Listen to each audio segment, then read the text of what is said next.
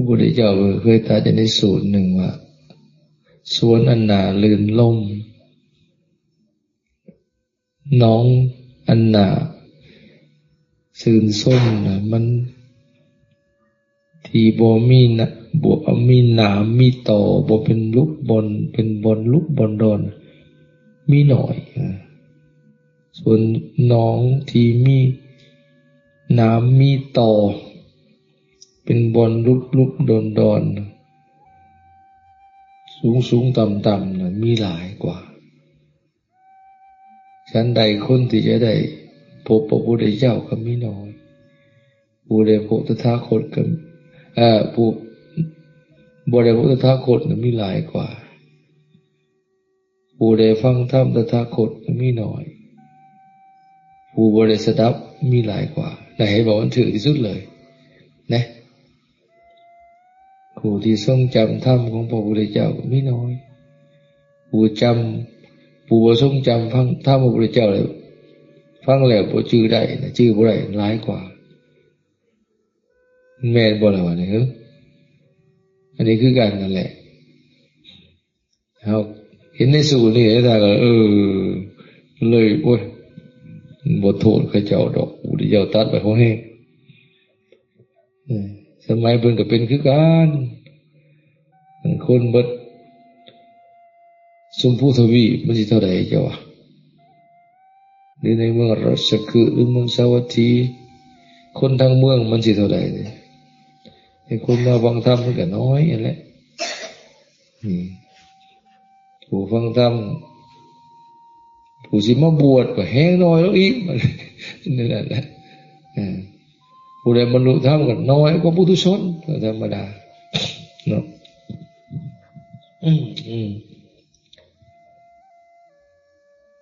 สิ่งเดียวนี้ก็คือว่าแหละสิ่งยั่วยวนจิตใจเรียกว่ากามคุณหรือว่าวัตถุกามแนวหล่อลวงให้หลงแสงสีเสียงต่างๆมันหลายมันก็แห่งเมาหนักขึ้นนะคนสีมาทางนี้ก็แห้งหน่อยลงนะไม่ออกเขาบางคนก็ศรัทธาดีอยู่ไปเฮ็ดบุญเฮ็ดทานนะแต่การปฏิบัติธรรมก็ไม่มีเวลาสิไปมื้อนึง2มื้อก็บ่มีเวลาพอออกค่าก็ไม่ออกยากกันหลายได้ยินบ่ไม่ออกยากก็พอออกค่ามันหลายบาทได้กันเข้าใจอยู่บ่ไม่ออกยากพอออกค่า2คนนี่หลาย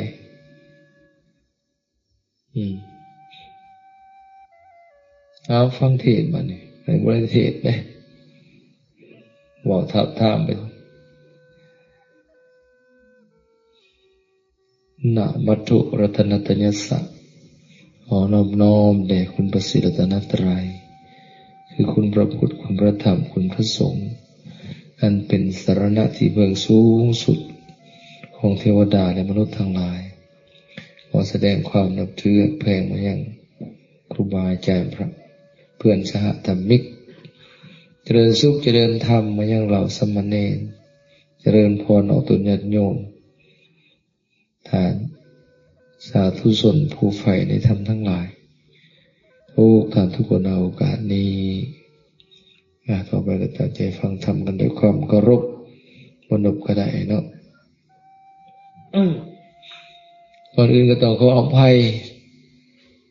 เสียงก็สิบ่ชัดหมดแจ้งปานใดข้อแหกเหตุที่ข้อแหกก็มี2อย่าง1เป็นหวัด2ประเทศหลายโพดขนาดวัดลงคออยู่มื้อนั้นยังประเทศอยู่เมืองวีระหมู่สมโภชพระมื้อนั้นแหละมันลงคอเลยเจ็บคอแม่นท่านทางลาวเจ็บคอจี๊ดไปแต่สวรรค์อะไรเนาะมันเป็นหยังเนาะคือน้ำลายมันไปหอดคำมาอ้าวเริ่มไอนะ บอกแล้วสิเผาจนได้กินยาต้านเชื้อก็พอได้ไปเทศได้ตอนเช้าก็มานั่งตากหมอกอีกตื่นบาดในเทศกลับมาสวรรค์ว่าบ่ออกเสียงเลยมือต่อมาไปเทศอยู่บ้านพลเดือตอนแรกเทศบ่ได้เสียงบ่ออกทางเลข10นะงานปฏิบัติธรรมยาดาลีเมื่ออื่นเช้ามาพ่อไข้ๆเนี่ยว่าบาดออกเสียงบาดบ่ออกแต่อุตสาหเทศจนว่า2-3 มื้อหลังหันมามันก็จังคล้ายๆเนี่ยนี่ก็ยังเผาๆอยู่บางคำให้ไปกินน้ำเย็นน้ำหวานเอาอีกแหละนะเช่นนี่ก็เอาแน่คือว่าเนี่ยยามผักยามใดก็เป็นสภากาแฟทั้งร้อนทั้งเย็นเลยมาเอือบคอไว้อยู่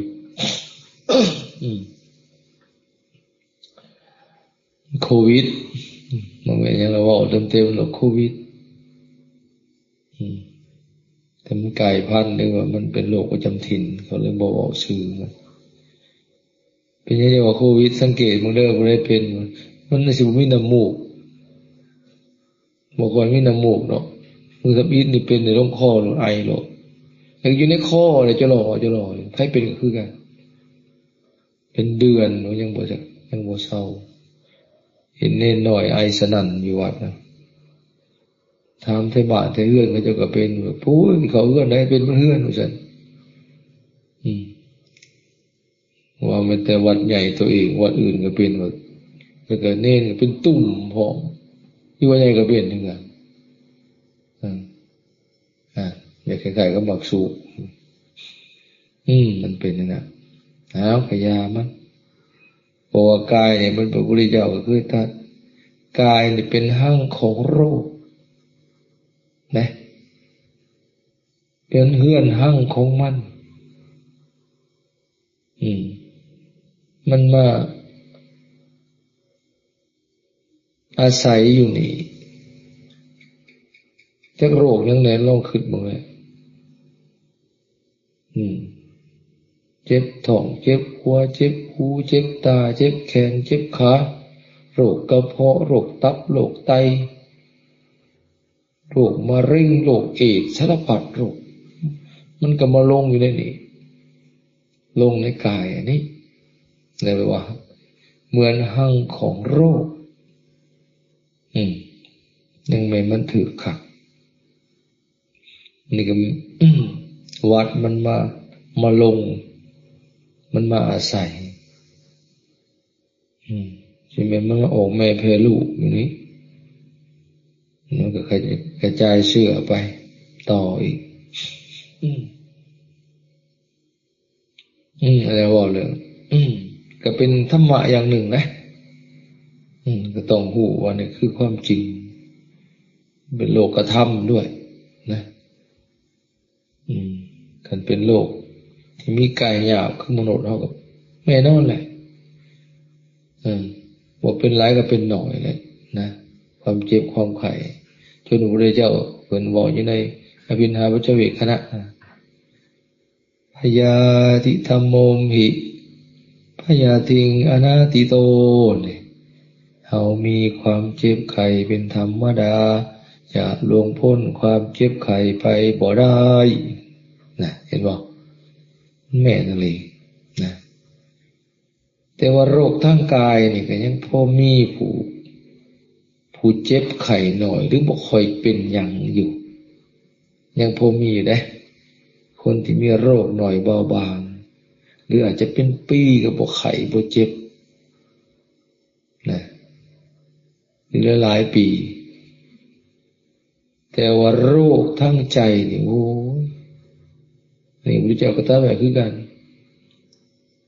จะพ้นจากโรคทางใจแม้โศกขณะหนึ่งก็ทั้งยาก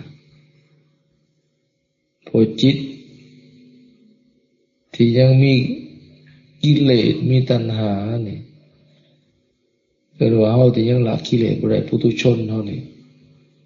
มันจะปรุงแต่งอยู่ตลอดเวลาปรุงแต่งก็บ่แม่นปรุงแต่งแต่ทั้งเสียดอกทั้งดีก็มีคิดดีคิดชั่วคิดฮักคิดสั่งดีใจเสียใจขับแข็งใจโศกเศร้าโศกาอะไรอาวรณ์ที่มันปรุงแต่งอยู่นั่นน่ะให้ฮักให้สั่งให้ยินดียินหายตลอดเกิดดับเกิดดับนั่นแหละโรคทางใจโรคทางใจคือกิเลสหัวโปใหญ่มันนิลีของโรคก็คือความโลภความโกรธความหลงนะ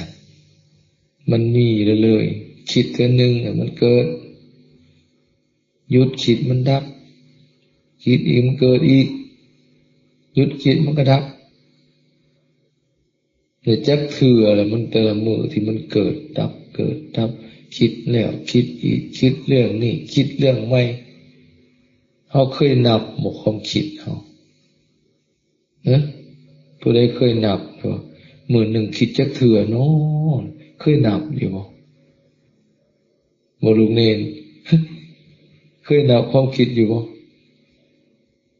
บ่มีเนาะอย่าไปกล่าวถึงเอาความคิดแม้แต่คำเขาก็บ่เคยนับผู้ใดนับคำเขาตอนกินข้าวนะกินจะค่ำจังอิ่มเว้ยเคยนับอยู่บ่ขึ้นไหมขาวบ่เคยกินไปแล้วอิ่มเองเนาะนะความคิดที่เกิดดับในแต่ละนาทีหรือวินาทีไผเคยนับในแต่ละมื้อก็น่าสิจดไว้เบิ่งแล้วลองเบิ่งเนาะลองมึงได้เด้ออาตมาก็บ่ทันได้ลองได้ตื่นนอนปั๊บมันขึ้นหยังจดปั๊บ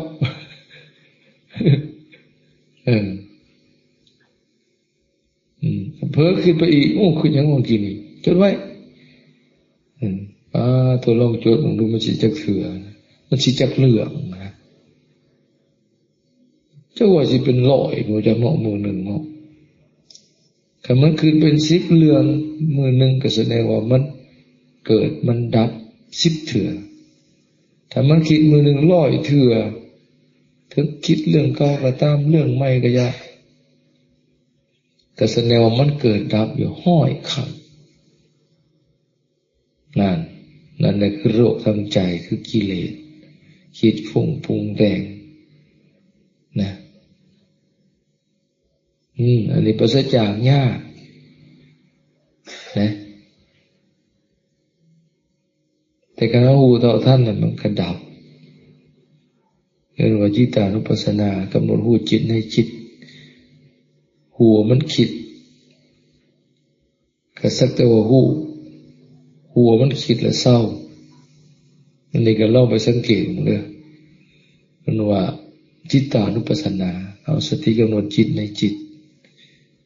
ตัวนี้บ่ได้ไปเบิ่งว่ามันคิดเป็นเรื่องเป็นเล่าอีหยังบอกฮู้ว่าคิดแล้วหยุดเลยบ่ต้องไปว่าถามมันคิดอีหยังบ่ต้องไปถามมันบอกเรื่องอีหยังคิดดีบ่คิดชั่วบ่ต้องไปสนเนาะฮู้ว่าคิดแล้วหยุดคิดเป็นจังว่าคันว่าอย่างสัญญาดอหรือว่าแบบใส่หนอก็ว่าคันฮู้ว่ามันคิดสมมุติว่าเบิ่งลมหายใจเนาะอานาปานสตินั่งเบิ่งลมหายใจเข้าออกเข้าออก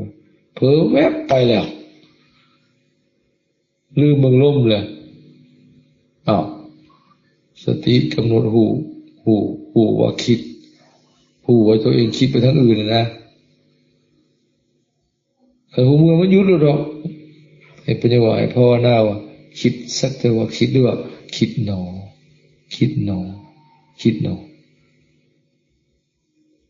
มันก็เศร้าแล้วคิดเป็นเรื่องหนึ่งที่มันเพ้อไปกี่เนี่ย มันมาเขาสติเฮาบ่ายเด้สติเฮาดึงมาแล้วกำหนดหูแล้วมันอยู่แล้วเพราะว่าความคิดเนี่ยจะบ่คิดพร้อมกันสองเรื่องจักเทื่อแต่มันคิดว่าหูว่าคิดเนี่ยมันก็หยุดแล้วโอ้คิดนอนคิดไปเรื่องอื่นนี่สติมาแล้วก็อยากให้มันอยู่อีกอย่างมันอยากให้สติมันมั่นคงคือกำหนดต่อไว้คิดถ้าสิแท้ว่าหนอก็ว่าคิดหนอย้ำเข้าไปอีกให้มันแน่นคือตื่นสติมันก็มาเข้าว่าคิดหนอเรื่องที่มันคิดไปเรื่องอื่นกี่ดีมันดับไปแล้วมันมาคำว่าคิดหนอ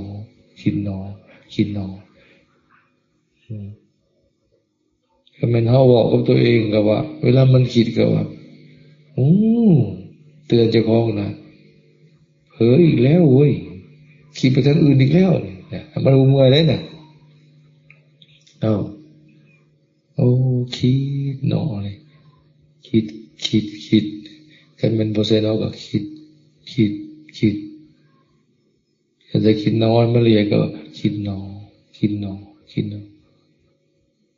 มันเศร้าคิดเรื่องนั้นก็อย่างกลับมาสู่ที่ตั้งเดิมที่เขากำลังกำหนดนะวงกรรมฐานแต่ขันเบิ่งลมหายใจก็จะกลับมาสู่ลมหายใจอีกเข้าออกต่อไปนะลองสังเกตมันเด้อคันสิถามบ่านี่ถามเจ้าของปัจจุบันนี้สิเห็นรูปนามปัจจุบันอีกบ่านี่สมมุติว่าลมหายใจอยู่ถ้าถามว่าตอนนี้จิตมันคิดอยู่บ่เบิ่งลมเข้าอ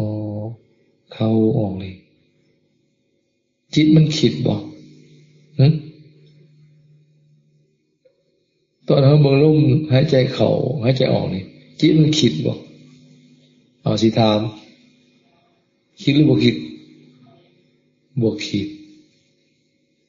แม่นบ่คันบ่คิดเฮ็ดให้มันสิหูลมแค่ว่าเรื่องความละเอียดนะเอิ้นว่าหูจิตที่มันกำหนดตามอยู่ตอนนี้แต่ว่ามันเพิ่นบ่ใช่เขาว่าคิดเพิ่นใช้ว่าสตินะที่จริงมันคิดนะมันคิดน้ำลมนั่นแหละมันคิดน้ำลมเขามันคิดน้ำลมออกนั่นแหละมันก็ไวเอาบ่ได้สังเกตนะคันมันบ่คิดทั้งเลยมันก็โจโลที่บ้านนี่นะอย่างฮู้ว่ามันบ่คิดหรือมันบ่ตามนะแต่ก็ฮู้อีกเด้มันโจโลก็ฮู้อีกเด้ลองกั้นใจเบิ่งจักสิฮู้หายใจเข้าแล้วกั้นใจไว้แต่อย่ากั้นเลยได้บ่หายใจอีหลีน่ะปุ๊ดไปเลยเสร็จนะบ่อยลงเลยเอาเป็นหยังเลยใจขาดนะกั้นใจจนตายบ่ได้เลยการใจแล้วมันสิโจโลอยู่บัดนี้ก็ฮู้อีกแล้วนะฮู้มันบ่เข้าบ่ออกฮู้ว่ามันบ่คิดก็ฮู้คือมันบ่ได้คิดตามลมเข้ามันบ่ได้คิดตามลมออกแต่มันซื่อๆอยู่หายใจยาวๆเข้าไปแล้วกั้นไว้จักหน่อยอิงติ๊กอยู่บัดนี้หรือปล่อยลมออกกั้นไว้จักหน่อย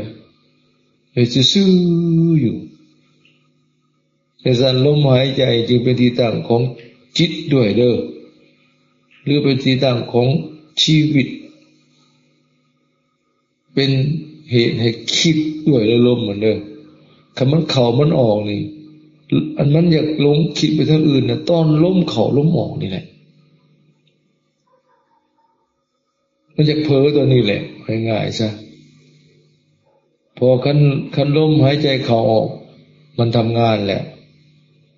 ส่วนกายก็ทำงานเนี่ยจิตก็คือกันบ้านนี้ผมมันอาศัยกันนี่นะ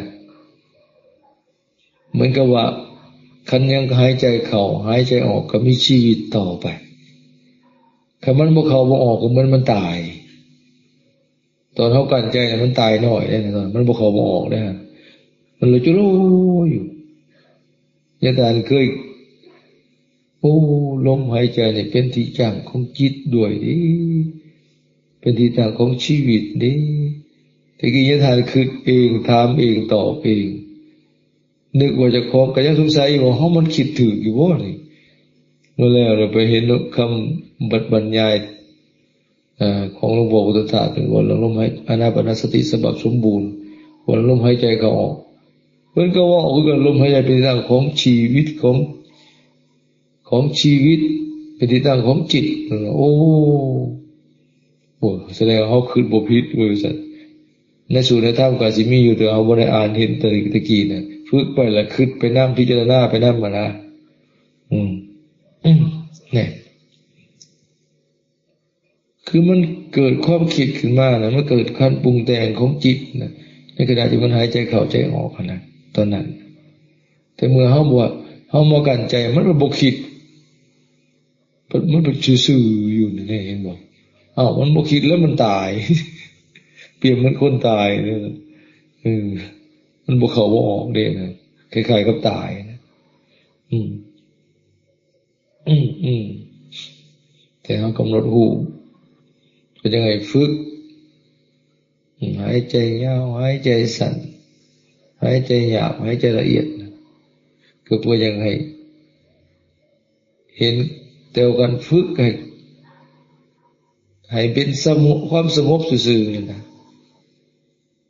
ให้สมาธิดิ่งลง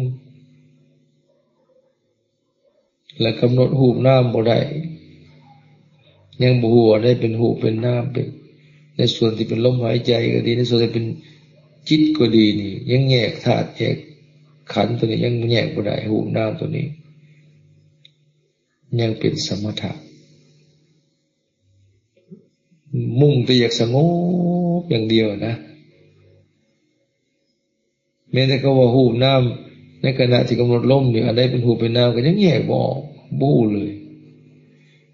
แต่ว่าเพิ่นสอนว่าให้เบิ่งลมหายใจยาวเบิ่งลมหายใจสั้นผู้กองลมทั้งปวงทำกายสังขารให้ระงับทำลมให้เบาให้ระงับลง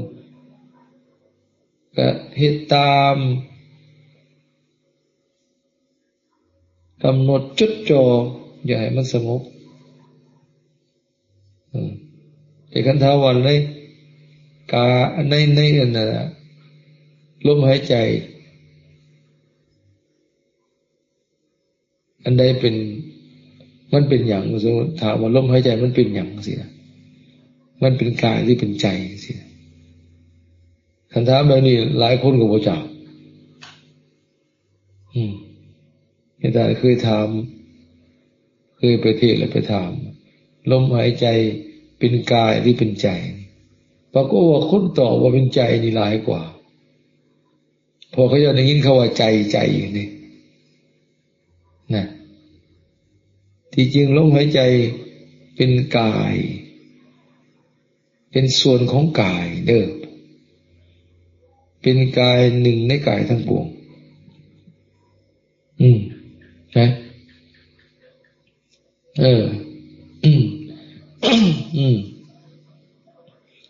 มันนี่จิตที่ไปกำหนดรู้หรือว่าสติที่กำหนดรู้ลมเข้าลมออกนะเป็นใจหรือเป็นนามนี่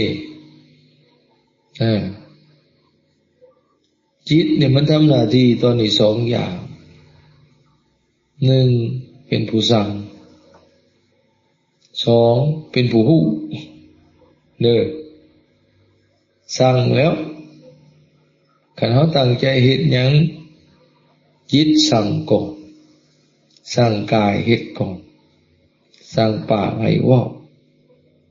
อันนั้นเป็นจิตเป็นผู้สั่งได้คันฮู้ตัวนี้แหละมันลึกซึ้งหลายคันเฮาพิจารณาในหลักธรรมคำสอนพระพุทธเจ้า คันหู้ก่อนเมื่อสติถ้าหู้ในขณะที่กำลังเป็นไปอยู่สัมปชัญญะนะหักมาตัวนี้ได้บาดนี่นะแต่กันนั้นก็แยกเห็นเป็นการกระทำเป็นกรรมที่จิตมันสั่งก็คือจิตมันสั่งให้กายเฮ็ดสั่งให้ปากเว้านะสั่งให้แม้แต่สั่งจิตเองด้วยสั่งใจให้คิดมันสิคิดแต่เรื่องอย่างมันก็มันนั่นแหละสั่งกันเองนี่เรียกว่าปรุงแต่งกายปรุงแต่งจิตนั่นก็คิดแล้วมันก็เฮ็ดคันสั่งให้ปากเว้ามันก็เว้าออกไปคันสั่งให้มือเฮ็ดมือมันก็เฮ็ดจับนั่นจับนี่คว้าปุ่นคว้าวิเอาขึ้นเอาลงแล้วก็เป็นจิตเป็นผู้สั่งกายเป็นผู้เฮ็ดไม่แต่ลมหายใจนี่คือกันตามธรรมชาติลมหายใจคือกายนี่มันบ่ได้ จิตบ่ได้สั่งนะกันตามธรรมชาติมันเฮ็ดของมันเองตั้งแต่เมื่อเกิดออกจากท้องแม่หายใจทันทีบ่ได้อยู่ในการควบคุมของจิตแต่เมื่อเรามาฝึกนี่ตอนนี้ได้บังคับเลยบาดนี้แต่หลายๆท่านแล้วก็อธิบายว่าต้องบังคับลมเพียงแต่กับเข้าไปกำหนดหูก็พอถูกต้องก็บ่เถียงแต่มาเบิ่งว่าพระพุทธเจ้าสอนนะทีขังวาอัสสะสันโตทีขังอัสสะสติปัฏฐานาติภิกขุนั้นเมื่อหายใจเข้า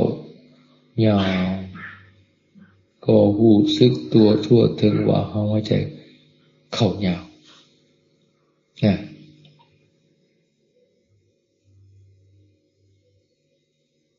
คันยาวธรรมดามันก็บ่ยาวบ่สั้นสำหรับแต่ละคนนอกจากมีเหตุ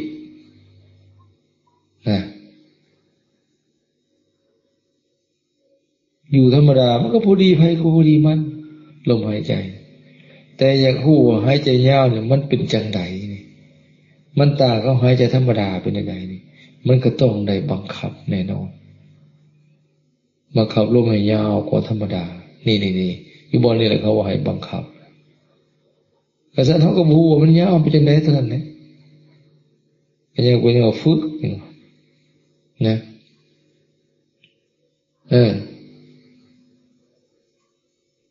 ลองสังเกตเบิ่งเวลาหายใจยาวๆนี่ตั้งใจสูบเข้าใจลึกๆจิตมันก็ตามหูลมคันเบิ่งเฉพาะจุดเดียวก็คือเบิ่งลมที่มันผ่านเข้าในหูดังไหลก็ยาวๆหยุดสุดผ่านลมเข้าไปตัวจุดเดียวนี่นะเหมือนกับมันเป็นคลื่นเป็นอายไหลเข้ามันเป็นคลื่นเป็นอายเป็นควันไหลเข้าไปหัวใจกระยามันบ่ต่างแต่เบิ่งแต่จุดที่มันกระทบเส้นหูดังหรือปลายดังแล้วมันสิถึงหม่องใดซั่นซะหรือหิมศพเบื้องเทิงสังเกตมันลมกระทบวิญญาณเนี่ยมันในหูดังหลายกว่าจับในหูดังแต่เพื่อให้สมมุติฐานจุดใดจุดหนึ่งเพื่อให้มันสมาธิมันนิ่งขณะเบิ่งกว้างหลายมันก็บ่มีจุดหาจุดเฉพาะบ่ได้เบิ่งลมมันกระทบจุดใดจุดหนึ่งให้มันเห็นแล้วมันก็ผ่านหุกทูเข้าไปเขาความรู้สึกจุดนั้นเด่นกว่าหมู่ก็เอาสติกำหนดไว้จุดนั้นไว้เวลามันไหลออกคือกัน มันออกกระทบสมองใดก็เบิ่งมันไหลออกไปครับไหลผ่านเหมือนเฮาเบิ่งปวกเบิ่งมดเข้าหูออกหูเบิ่งในปากหูน่ะบ่แม่นไปเบิ่งบนน้ำปวกไปหอยไสบ่น้ำชั้นใดคือกันนะเบิ่งลมหายใจคือกันเบิ่งมันผ่านเข้าผ่านออกที่มันกระทบหูถูน่ะมันสัมผัสได้อยู่นะเขาออกไปยาวๆยาวเนี่ยมันมีดีด้วยหายใจยาวก่อนมันจะเห็นมีผลต่อสุขภาพด้วยเอาออกซิเจนเขาละลายเห็นในปอดขยายเห็นในพลังงานเพิ่มขึ้นพอออกซิเจนในภายเกิดพลังงานนะในก็เห็นในปอดขยายออกซิเจนมีเห็นในปอดจะมีได้รับออกซิหลายขึ้นสังเกตเขาหายใจยาวๆจะมีแห้งหายใจยาวๆเลือดปอดออกยาวๆจะมีแห้งแต่พอออกลมออกซิเจนเข้าไปหลายเห็นในปอดขยายมีผลดีต่อสุขภาพด้วยพระพุทธเจ้าก็สอนกระทำบิกหายใจยาวอันหายใจออกยาวกว่าที่กังวรสสันโตที่กังอสสติปชานติภิกขุนั้นก็มาพูดเมื่อหายใจออกยาวก็หูว่าหายใจหูทั่วถึงว่าหายใจออกยาวนี่ลองฝึกเบิ่งแต่ตอนนี้ยังไม่ได้จำแนกนะไม่ได้จำแนกเห็นเป็นหูเป็นนามวิธีกำหนดลมขอแต่ให้มันตามหูลมขอลมออกก็พอยังอยู่ในสมถะอยู่ตอนนี้นะพอมันอยากมุ่งให้จิตสงบก่อนจะมาพิจารณาต่อมันจะมีอยู่อนิจจานุปัสสีในขันธ์ต่อไปพูดมันจะเคยพิจารณาเห็นความบ่เที่ยงในลมหายใจเข้าออกนะแต่ว่าผมบอกไปตามลำดับแต่การพิจารณาหรือการปฏิบัติน่ะมันไวกว่านั้นผู้บางคนนะเกินไว้จิตสงบพอประมาณเนี่ยมันก็เล่งไปเรื่อยๆขึ้นสงบก็ระงับ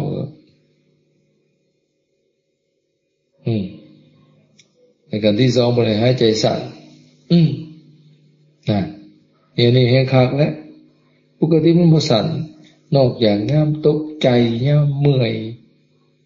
ดีใจตื่นเต้นตกใจหลายอย่างสั่นก็บ่บอกแล้ว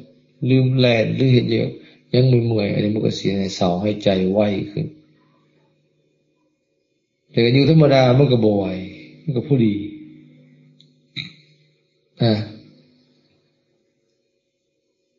โดยเฉพาะ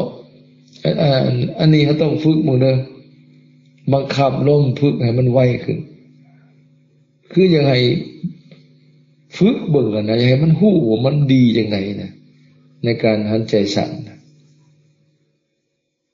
รัสสังวาอัสสสันโตรัสสังอัสสติปชานติเนี่ยนั่นหรอบาลีนะภิกขุนั้นเมื่อหายใจเข้าสั่นก็รู้สึกตัวทั่วถึงหายใจเข้าสั่นดังนี้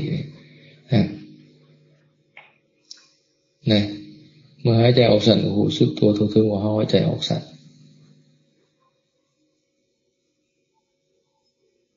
โดยเฉพาะบางคนเนี่ยหันใจยาวเลยก็ยังเอาบ่อยู่บางทีก็เพ้อรับบางทีก็ลอยคิดไปทางอื่นลองหันใจสั่นบ้างหรือสงบเลยก็อยากหูหายใจสั่นกับหายใจยาวมันต่างกันได้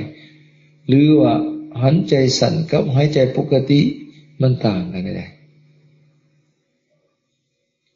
โดยเฉพาะพวกจิตฟุ้งไปเรื่อยคิดลอยเพ้อไปเรื่อยกับพวกเงานอนนี่ลองหายใจสั่นๆลองบ่เฮ็ดคือสูบบางสูบนี่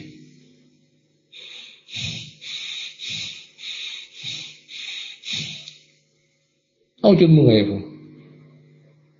เมื่อยแล้วว่าพอลงสู่ความเป็นปกติโอ้ตอนนี้มันม่วน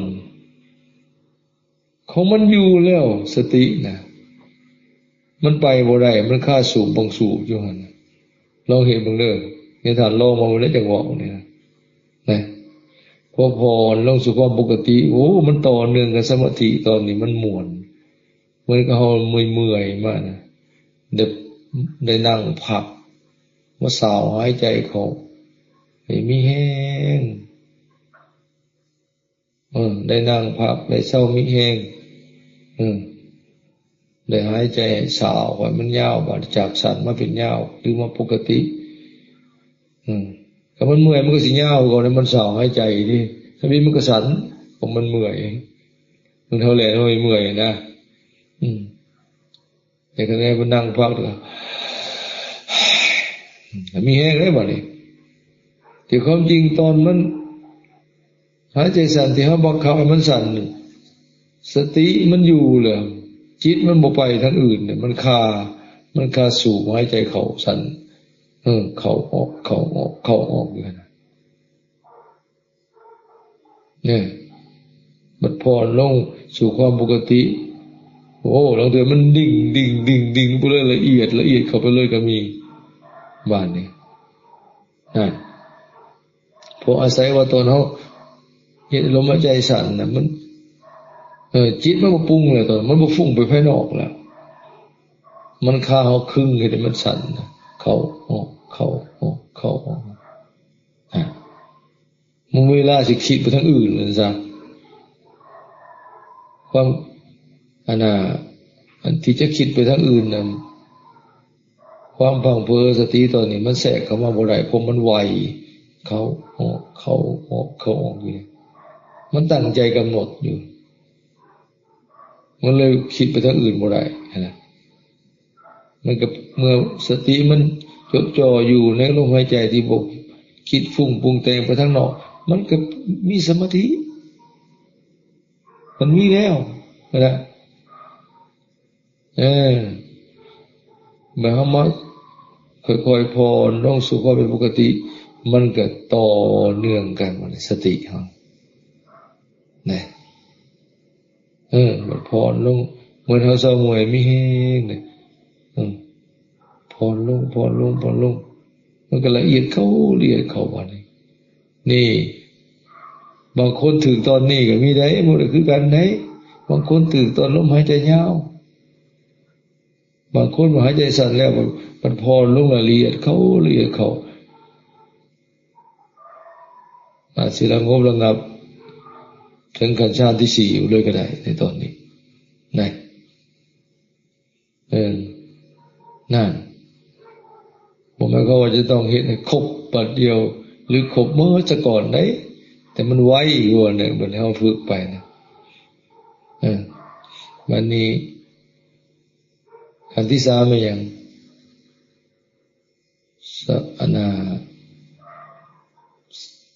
สัพพกายะปฏิสังเวทีเนาะไม่แหละอาสาสิสามิติสิกตินี่บาลีจงทำในบทศึกษาว่าได้บาลีหรือฝึกหัดศึกษาว่านี่เริ่มแล้วบาลีเอาเป็นผู้กำหนดรูปของลมทั้งปวงจากหายใจเข้ายุคนี้เข้าใจยากยุคนี้ข้อนี้เข้าใจยากพระพุทธเจ้าอธิบายหลายแง่หลายมุมอยู่แล้วก็ว่าตามลมบ่พอดีตามลมให้หูของลมทั้งปวงนี่คือตามลมบ่ต้นลมอยู่ดังกลางลมผ่านหน้าปลายลมอยู่หน้าท้องเวลาหายใจเข้าเวลาหายใจออกสมมติฐานว่าต้นลมอยู่หน้าท้องบริเวณประมาณถึงไส้เบือขึ้นมาจักหน่อยเอาจุดนี้เหมือนมีท่อยางแต่ท้องหาหูดังกลางลมไหลออกผ่านหน้าไหลขึ้นมาตามหูคอแล้วออกมาทางหูดังปลายลมมีหูดังคนภาษาบาลีว่าอนุปัฏฐนาตามลมแต่สิหูกองลมทั้งปวงนะนี่แต่มาฮอนี่บ่ลมหรือว่ากายบัดนี้สัพพกายะปฏิสังเวที บ่แม่นอัสสะอันนั้นนะแต่ว่าฮู้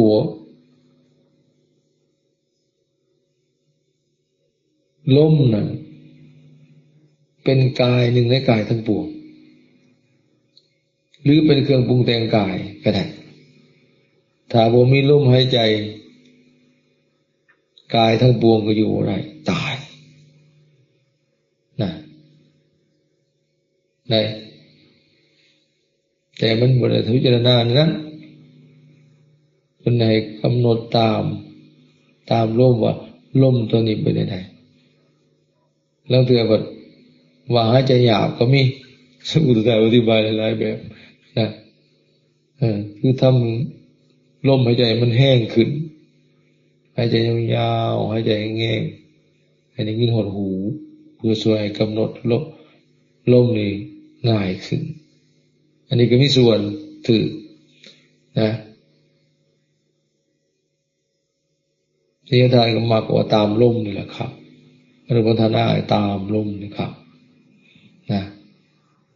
เหมือนลมยังแต่โทเป็นโทแต่หูดังหดทองสมุทิฐานนั้น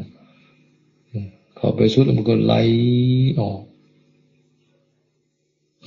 ไหลเข้าตามก็เลิกมันจะออกคำนวณหูตามลมออกมานะว่ามันลมมันเป็นไงสิว่าลมยาวก็ได้มันเป็นในนี้คือหายใจหยาบเลยเฮ็ดให้มันแห้งขึ้นตัวนี้ก็ซอยเป็นสมาธิได้ง่ายคือกันเด้อพอมันสิไปต่อกับข้อที่สี่นี่นะการหายใจหยาบหรือคือหายใจแห้ง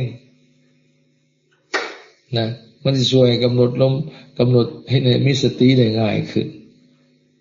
เพราะหูกับเสียงนี่มันจิตมันแล่นตามได้ง่ายโดยเฉพาะตามเสียงนี่แต่เสียงนี่มันเป็นเสียงลมมันเป็นเสียงเว้าแต่เป็นเสียงมันเป็นเสียงลมเสียงคุยกันแต่เป็นเสียงลมหายใจคำว่าลมคือลมหายใจมันลมปากเว้าจากันบ่อยได้ยินเสียงหายใจนะแบบเฮ็ดให้มีกำหนดให้มันดังคือเราหายใจหยาบแบบคนนอนหลับนอนใกล้กันนะเขาสิได้ยินเสียงหมู่นอนใกล้กันพอออกไม่ออกผัวเมียให้ได้ยินดีนอนเรียงกันผู้หนึ่งรับก่อนเขาบ่ทันได้รับได้ยินเสียงหายใจ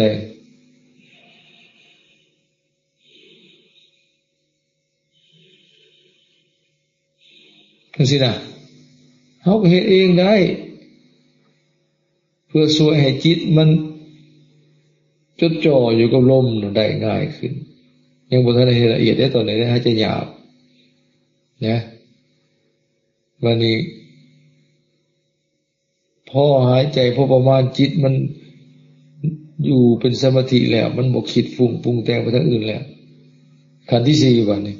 ทำกายสังขารให้ระงับสัพพะกายะปฏิสังเวทีนะอาสาสิสามิติสิกตินะปัสสัมภยังโอปโทษปัสสัมภยังกายสังขารัง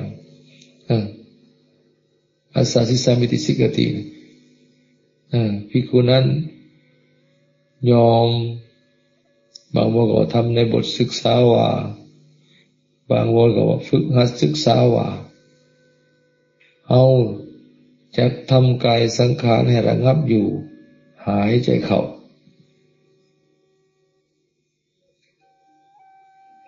ขณะจะว่าเขาจะทำกายสังขารให้ระงับอยู่หายใจออกอีตัวนี้ให้เข้าไปมีคำว่าสังขารนั่นด้วยกายสังขารด้วยบาทนี่มหอนนี่เนี่ยก็หมายก็ว่ามันความปรุงแต่งกายคือลมหายใจนะที่มันเข้ามันออกนะมันปรุงแต่งนะมันมีการเคลื่อนไหวมีการปรากฏขึ้นของลมมีการไหลเข้ามีการสุดสิ้นสุดลงหรือมันดับไปแล้วมันก็ปรุงแต่งทั้งออกหมดลมหายใจปรากฏขึ้นไหลออกหายใจออกนะ เคลื่อนออกไปเป็นสุดมันดับลงเนี่ยมันปรุงแต่งแล้วนะลมหายใจมันปรุงแต่งแล้วนะมันปรุงแต่งมันก็บ่มีเลยมันเกิดขึ้นเคลื่อนไปดับลงลมใจออกหายใจออกปรากฏขึ้นไหลออกสุดดับลงมันปรุงแต่งเลยนะตอนนั้นเห็นบ่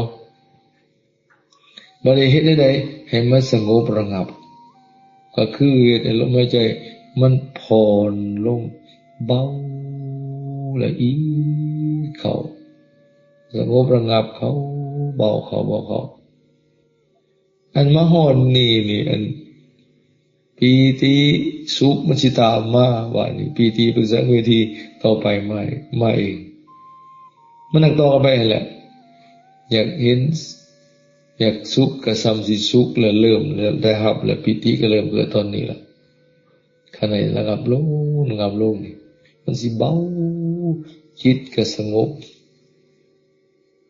ความคิดฟุ้งซ่านไปภายนอกก็บ่ค่อยมีตอนนี้แต่สิ่งหนึ่งที่มาเป็นปฏิปักษ์ตอนนี้ก็คือ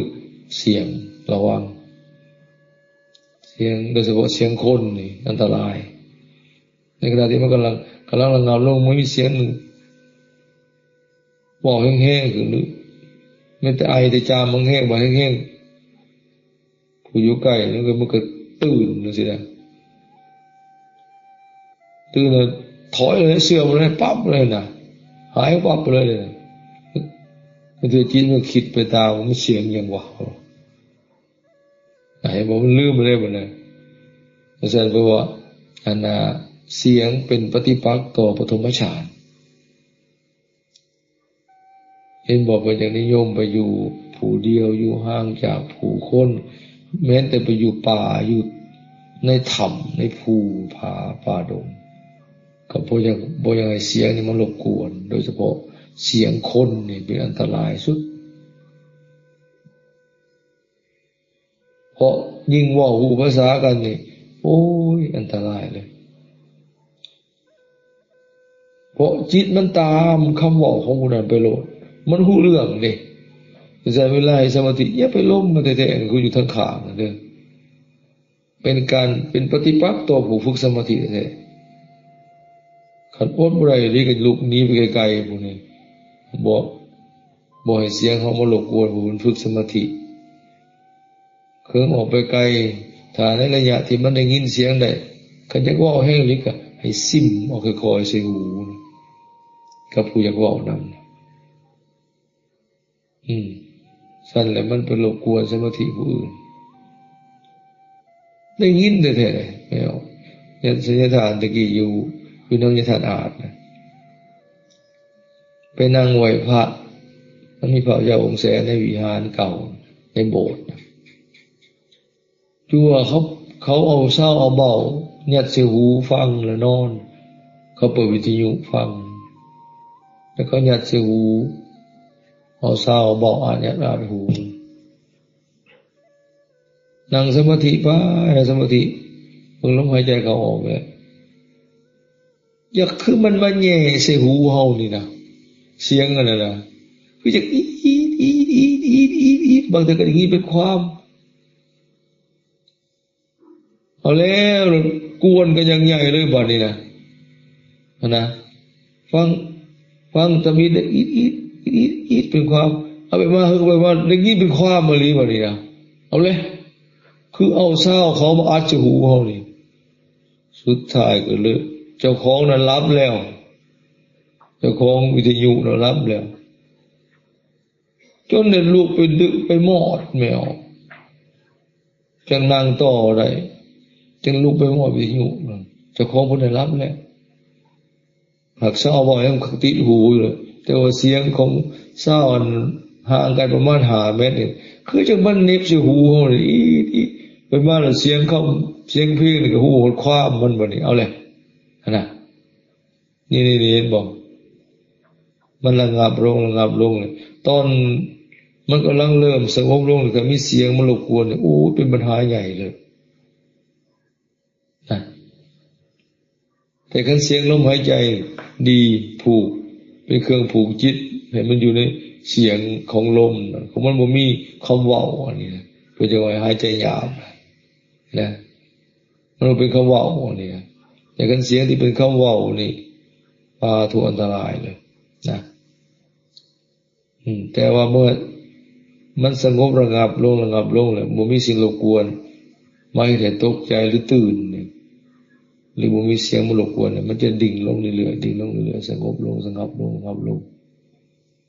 ที่บุรีก็ดับถูกเลยตอนนี้ก็เข้าฌานที่ 4ได้เลยนะการอยู่ระยะของฌานที่ 3นี่มันจะมีความสุขพอความสงบระงับลงของนิวรณ์น่ะมันจะมีความสุขตอนนี้นะเกิดปิติเกิดสุขในตอนนี้คันว่าเลยหันไปแล้วก็ระงับดับไปเลยสุขกับบ่ฮู้เมื่ออะไรบ่เนี่ย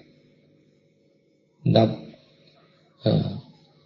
ว่าสุขและทุกข์ดับไปแล้วบาดนี้ก็เข้าฌานที่ 4ก็นิ่งไปเลยเอาตัวนี้ก่อนเด้อสั่นฝึกให้ศึกษาในอานาปานสติให้ละเอียดแล้วก็ปฏิบัติไปด้วยนะแล้วเธอพิจารณาศึกษาพิจารณาและปฏิบัติเมื่อปฏิบัติถึงมันจะได้คำตอบเองเด้อความสงสัยก็สิหมดไปในการปฏิบัตินะแล้วมันก็สิบ่เบื่อในการปฏิบัติด้วยผู้ได้สัมผัสความสงบความสุขในการปฏิบัติความว่างของจิตที่บ่มีกิเลสหรือบ่มีว่ารบกวนได้สัมผัสเองมันสิได้คำตอบเองมันสิหมดความสงสัยในการฝึกสมาธิโดยเฉพาะได้สัมผัสรสของสมาธิมันสารรสของความสงบในเบื้องต้นคันบ่เคยได้สัมผัสได้ก็ยากแล้วยิ่งผู้ใดบ่ตั้งใจปฏิบัติเมื่อเขาบ่ถึงความสงบบ่เคยได้ดื่มรสของสมาธิเลยนี่ก็สุดท้ายบางเทื่อก็งุดงิดรำคาญขี้คร้านท้อแท้พอเห็นบ่ถึงเห็นบ่ถูกนะฉันตั้งใจฝึกอีหลีถ้าสังเกตเบิ่งแม้แต่แน่ๆน้อยบางเทื่อนี่นั่งสมาธิโอ้กันเขาถึงโตเทียงอิงติ่งกว่าคนผู้ใหญ่พุ่นแหละบ่เน่งบ่ติงบ่พลิกซ้ายพลิกขวานั่งไป 2-3 ชั่วโมงก็ได้แบบนั้นคันเฮายังบ่ได้สัมผัสก็โอ้ยมันคือมาวุ่นวายแต่น้อคือปวดแข้งปวดขาแต่จะได้บ่คิดไปพุ่นบ่คิดไปพี่โอ้ยนี่ได้ยังวะพอมานั่งมันยางจ่อบึงตีนมึงแข้งมึงขาอยู่นี่มันได้ยังวะมันบ่เห็นสงบพอแต่มันเห็นบ่ถึงเห็นบ่ถือนะแล้วก็สังเกตจิตตัวเองบ่เป็นว่ามันสงบอยู่หากบ่ฮู้ว่ามันสงบพอมันมีสิ่งรบกวนอันนึงก็มุนงิดรำคาญนี่คือจิตบ่สงบอันนึงก็โอ้ยกูนี่มันคือบ่สงบมันมีบุญบ่ที่จริงมันสงบอยู่ได้เฮาบ่ได้สังเกตบ่เห็นนะแต่มันระยะสั้นๆกายเห็นมันอีกโอ้มันบ่คิดไปทางอื่นตัวนี้มันสงบอยู่ตัวนี่เห็นเลยนะมันอยู่กับลมหายใจมัน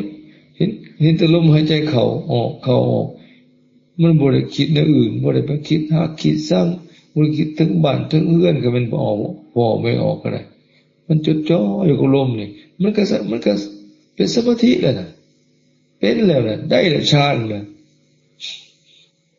นี่คือในปฐมฌานได้แน่นอนนะอิโตวิจารปิติประกอบด้วยองค์5เนี่ยอิโต วิจารปิติสุขเอกตาหรืออุเบกขานี่มีแน่นอนพระพุทธเจ้ายังตรัสว่าผู้ใดเจริญอานาปานสติเจริญอานาปานสติกำหนดลมหายใจเข้าออกเมโสขณะการดีดนิ้วมือเดียวเฮากล่าวว่าผู้นั้นบ่เหินห่างจากฌาน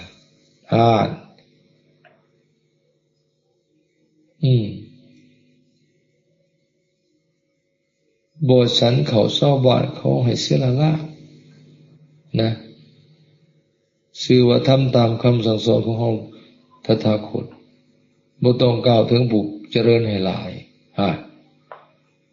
ผู้เจริญให้หลายกว่าดีดนิ้วมือมันก็แห่งเป็นสมาธิเป็นฌานอย่างแน่นอนบ่ต้องสงสัยนะยังไงได้ก็งงอยู่ว่านี่เพิ่นว่ามันยังคือว่าน้อยแท้ผู้ใดเจริญอานาปานสติแม้สัวการดีดนิ้วมือเดียวมันสิเหิงจังได๋ซ้ำนี่ดีดนิ้วมือน่ะซ้ำนี่เพราะว่าได้บ่เหินห่างจากฌานเพราะว่าเป็นไปได้บ่มันคือน้อยแท้สำดินนิ้วมือพันเฮากล่าวว่าบ่เหินห่างจากฌานพอที่จริงแล้วเวลาใดเฮามีสติอยู่กับลมหายใจหายใจเข้าจิตบ่ฟุ้งไปภายนอกบ่กอดแกว่งบ่ฟุ้งซ่านมันตามหูลมอย่างเดียวมันเป็นแล้วนะสมาธิมันเป็นแล้วฌานนะเห็นบ่นิดเดียวก็ตามเมื่อมีสติโมหะความหลงลืมกันหลงไหลกันดับไปเมื่อเพ้อสติก็ขาดหายเห็นบ่การมีสมาธิตอนไหนเมโสขณะหายใจเข้ามันมีพร้อมแล้วฌานน่ะวิตกแต่เพิ่นสิแยกว่าวิตกวิจารเป็นหยังนี่อย่างอาจารย์อธิบายปิติสุขเอกตามันเป็นหยังเป็นอีหยังน่ะแต่เพิ่นว่ามันเป็นคนละอย่างเลยก็เป็นเหมือนกับหึงจังสิได้ที่จริงมันเกิดมันสงบระงับมันมาพร้อมครบหมดเลยมันบอกเราสภาวะของจิตโมเมนต์เฮ็ดจังซี่เป็นวิตกซะก่อนเด้อต่อไปจังเป็นวิจารเด้อโมเมนต์นั่นน่ะว่าจิตมันเกิดดับไวมันสงบมันก็ไวคือกันคันเพ้อมันก็ได้ความสงบมันก็หายไปมันไปฟุ้งคิดไปทางอื่นแต่การมีสติปุ๊บมันก็หยุดจึกเนี่ยมันเป็นสมาธิเลยว่าตอนนั้นมันอยู่ในอารมณ์เดียวเลยมันว่างเลยตอนนั้นมันหูเท่าทางแล้วมันดับลงไปเลยความคิดปรุงแต่งตัวอื่นแต่ว่าอะไรเป็นอะไรในเรื่องครูบาอาจารย์อธิบายนะแต่ว่าความเกิดความดับของจิตนะคือการสิได้สมาธิได้ฌานนะเมื่อมันเข้าถึงปุ๊บมันบ่ได้หึงแต่การบำเพ็ญกว่าจะได้ให้ได้หรือว่าการบังคับจิตให้มันอยู่ในอารมณ์เดียวนะในการฝึกฝนนะอันนี้ต้องใช้เวลาบางคนก็ช้าบางคนก็ไวแล้วก็การเข้าฌานได้ไวนะได้แล้วก็ได้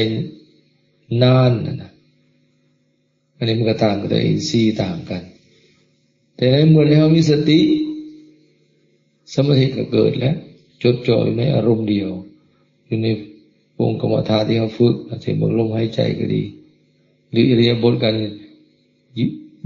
เดินจงกรมก็ดียกขึ้นก้าวไปเหยียบลงโยกย่าง เหยียบยกหนอย่างหนอเหยียบหนอยกขวาอย่างหนอซ้ายอย่างหนอเมื่อจิตอยู่ใต้กำหนดอิริยาบถการยกขึ้นก้าวไปเหยียบลงมันก็เป็นสมาธิมันบ่ได้คิดไปทางอื่นยืนยืนหนอยืนหนอคือหูก็เห็นเนื้อเห็นกายยืนหูแต่อย่างเดียวนะคิดมันก็สงบนะเพราะนิวรณ์บ่ได้เข้ามาครอบงำตอนนี้เมื่อนิวรณ์บ่ครอบงำในขณะที่เขากำลังฝึกอยู่นี่มันก็เป็นสมาธิเป็นฌานอย่างน้อยปฐมฌานนี่ได้แน่นอนนี่ตัวนี้เราจะได้คำตอบโอ้ยจังเป็นมันแม่นเพิ่นว่าไม่ชั่วขณะดีดนิ้วมือเดียวนะคือว่าขั้นมีสติชั่วขณะหนึ่งก็มีสมาธิชั่วขณะนั้นก็มีฌานในตอนนั้นหักน้อยเดียวนะพอเผลอปุ๊บมันก็เสื่อมแล้วบ่เนี่ยคิดไปทางอื่นแล้วนะหรือว่าอาจจะสมมุติคนหนุ่มคนน้อยเฮามันอยากไปทางกามราคะหลายเช่นคนมักกินก็คืออยากนั่นอยากนี่ขึ้นมายามมื้อแลงในแห่งคักบัดนี้บางเพลนี่ฉันเขาบ่อิ่มโอ้ยจะกินข้าวเด้ท้องห้องจุกๆโอ้ยนี่กามฉันทะเข้ามาได้แหละเกิดอยากกินข้าวขึ้นมาเลยคือถึงอาหารเลยบัดนี้นะมันแทรกปุ๊บมาสติกำหนดหูเท่าทันปั๊บแน่คิดไปทางอื่นอีกแล้วดึงกำหนดลมหายใจสติก็กลับมาเบิ่งเอาออกเขาออกฌานก็คืนมาอันนี้เห็นไหมจังหวะพระเจ้าโอ้เป็นก็ว่าไม่สัวขณะดีดนิ้วมือเดียวเพราะในเวลาใดมีสติจิตบ่พังเผลอหรือว่านิวรณ์บ่แทรกเข้ามามันก็เป็นสมาธิแล้วแม้แต่สัวขณะหายใจเข้าหรือหายใจออกตอนนั้นสติจดจ่ออยู่ตอนใดมันก็เป็นสมาธิตอนนั้นเป็นฌานตอนนั้นแต่มันบางคนมันก็ได้เหิงยาวสติต่อเนื่องกันบ่ขาดก็ได้ฌานหนึ่งเขาใครผู้ใดได้แวบเดียวก็ได้ฌานน้อยหนึ่งเพิ่มอีกแล้วสินะโอ้ตัดได้อันนี้ว่าให้ฟังนี่เนาะเอาตัวนี้ได้มื้อนี้นะแต่การสิเบิ่งลมหายใจให้เห็นความบ่เที่ยงไปถึงเลยไปอนิจจานุปัสสีนี่แน่นอนเป็นวิปัสสนาอะไรบัดนี้นะเที่ยงบ่ลมหายใจเที่ยงหรือบ่เที่ยงลมหายใจเข้าออกเที่ยงหรือบ่เที่ยงเที่ยงบ่ตรงนี้นะครูเที่ยงหรือบ่เที่ยงลมหายใจเข้าออกเที่ยงหรือบ่เที่ยงเที่ยงภายในว่าเที่ยงสี่มือคุณแม่ขาวไม่ชี้ลมหายใจเที่ยงหรือบ่เที่ยงเอาคนได้ว่าเที่ยงสี่มือเอาคือได้เห็นสี่เมื่อกี้นี่ไงยังคู่นี้ที่ว่าเขาตอบบ่ได้ตอบว่าเที่ยงบ่ผิดตอบได้เลยบ่ได้เอาโทษบ่ได้คะแนนบ่ได้หักคะแนนบ่ว่าโอ้ยตอบบ่ถึงเสียงตกบ่แม่นนะเอาผู้ใดว่าบ่เที่ยงน่ะสี่มือไอ้พวกบ่ซี่ด้วยซั่นผู้ใดบ่ฮู้สี่มือเอาแล้วเฮ็ดจังได๋ก็บ่ซี่บัดนี้เอาจังซี่ผู้ใดสงสัยสี่มือบ่แน่ใจนะเอาสิบ่ได้ผิดวินัยเด้ออย่าคู่จั่วสี่ได้นะสี่อย่างมีสติก็บ่ผิดนะบ่ได้ไปหาเครื่องมากอกผู้ใด นะโยกขึ้นทั้งฝ่ามันได้ไปถือหัวไว้ซี่โลดนะความจริงแล้วเนาะ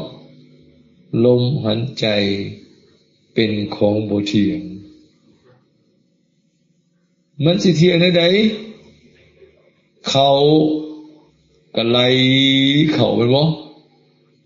แล้วมันก็เคลื่อนไหลออก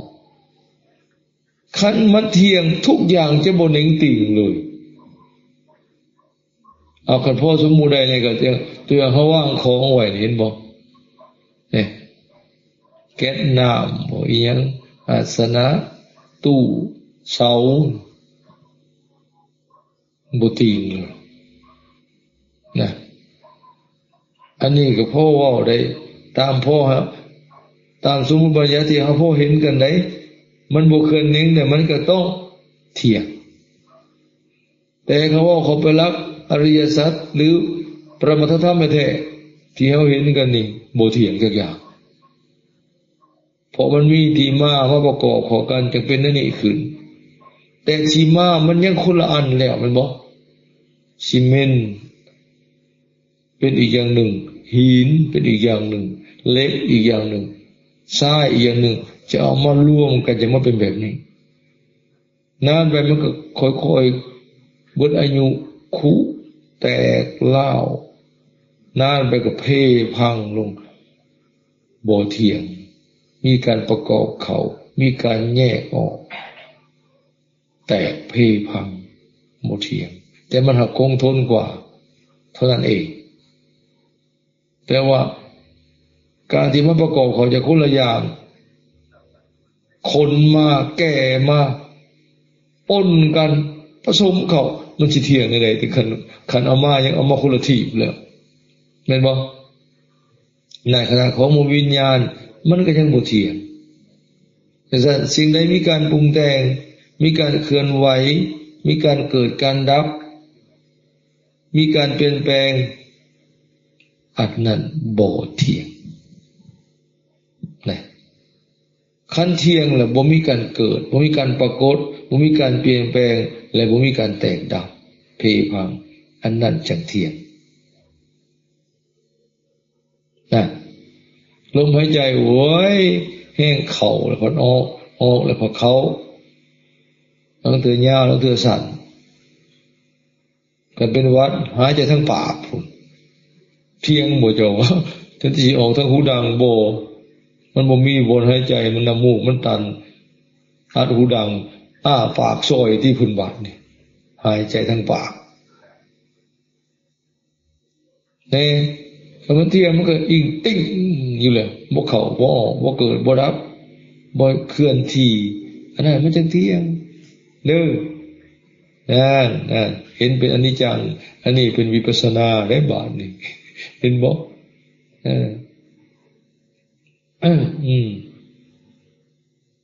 ใจนี่เที่ยงบ่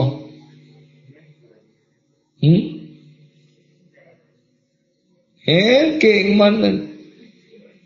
คิดนั่นคิดนี่คิดดีคิดชั่วคิดหักคิดชัง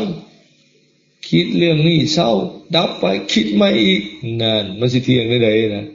เห็นบ่นั่นก็สิว่ายาวๆว่าจิตน่ะเกิดตายเกิดตายแต่ละมื้อนับบ่ถ้วนมันคิดเรื่องนึงเกิดขึ้นน่ะมันเกิดความคิดนะ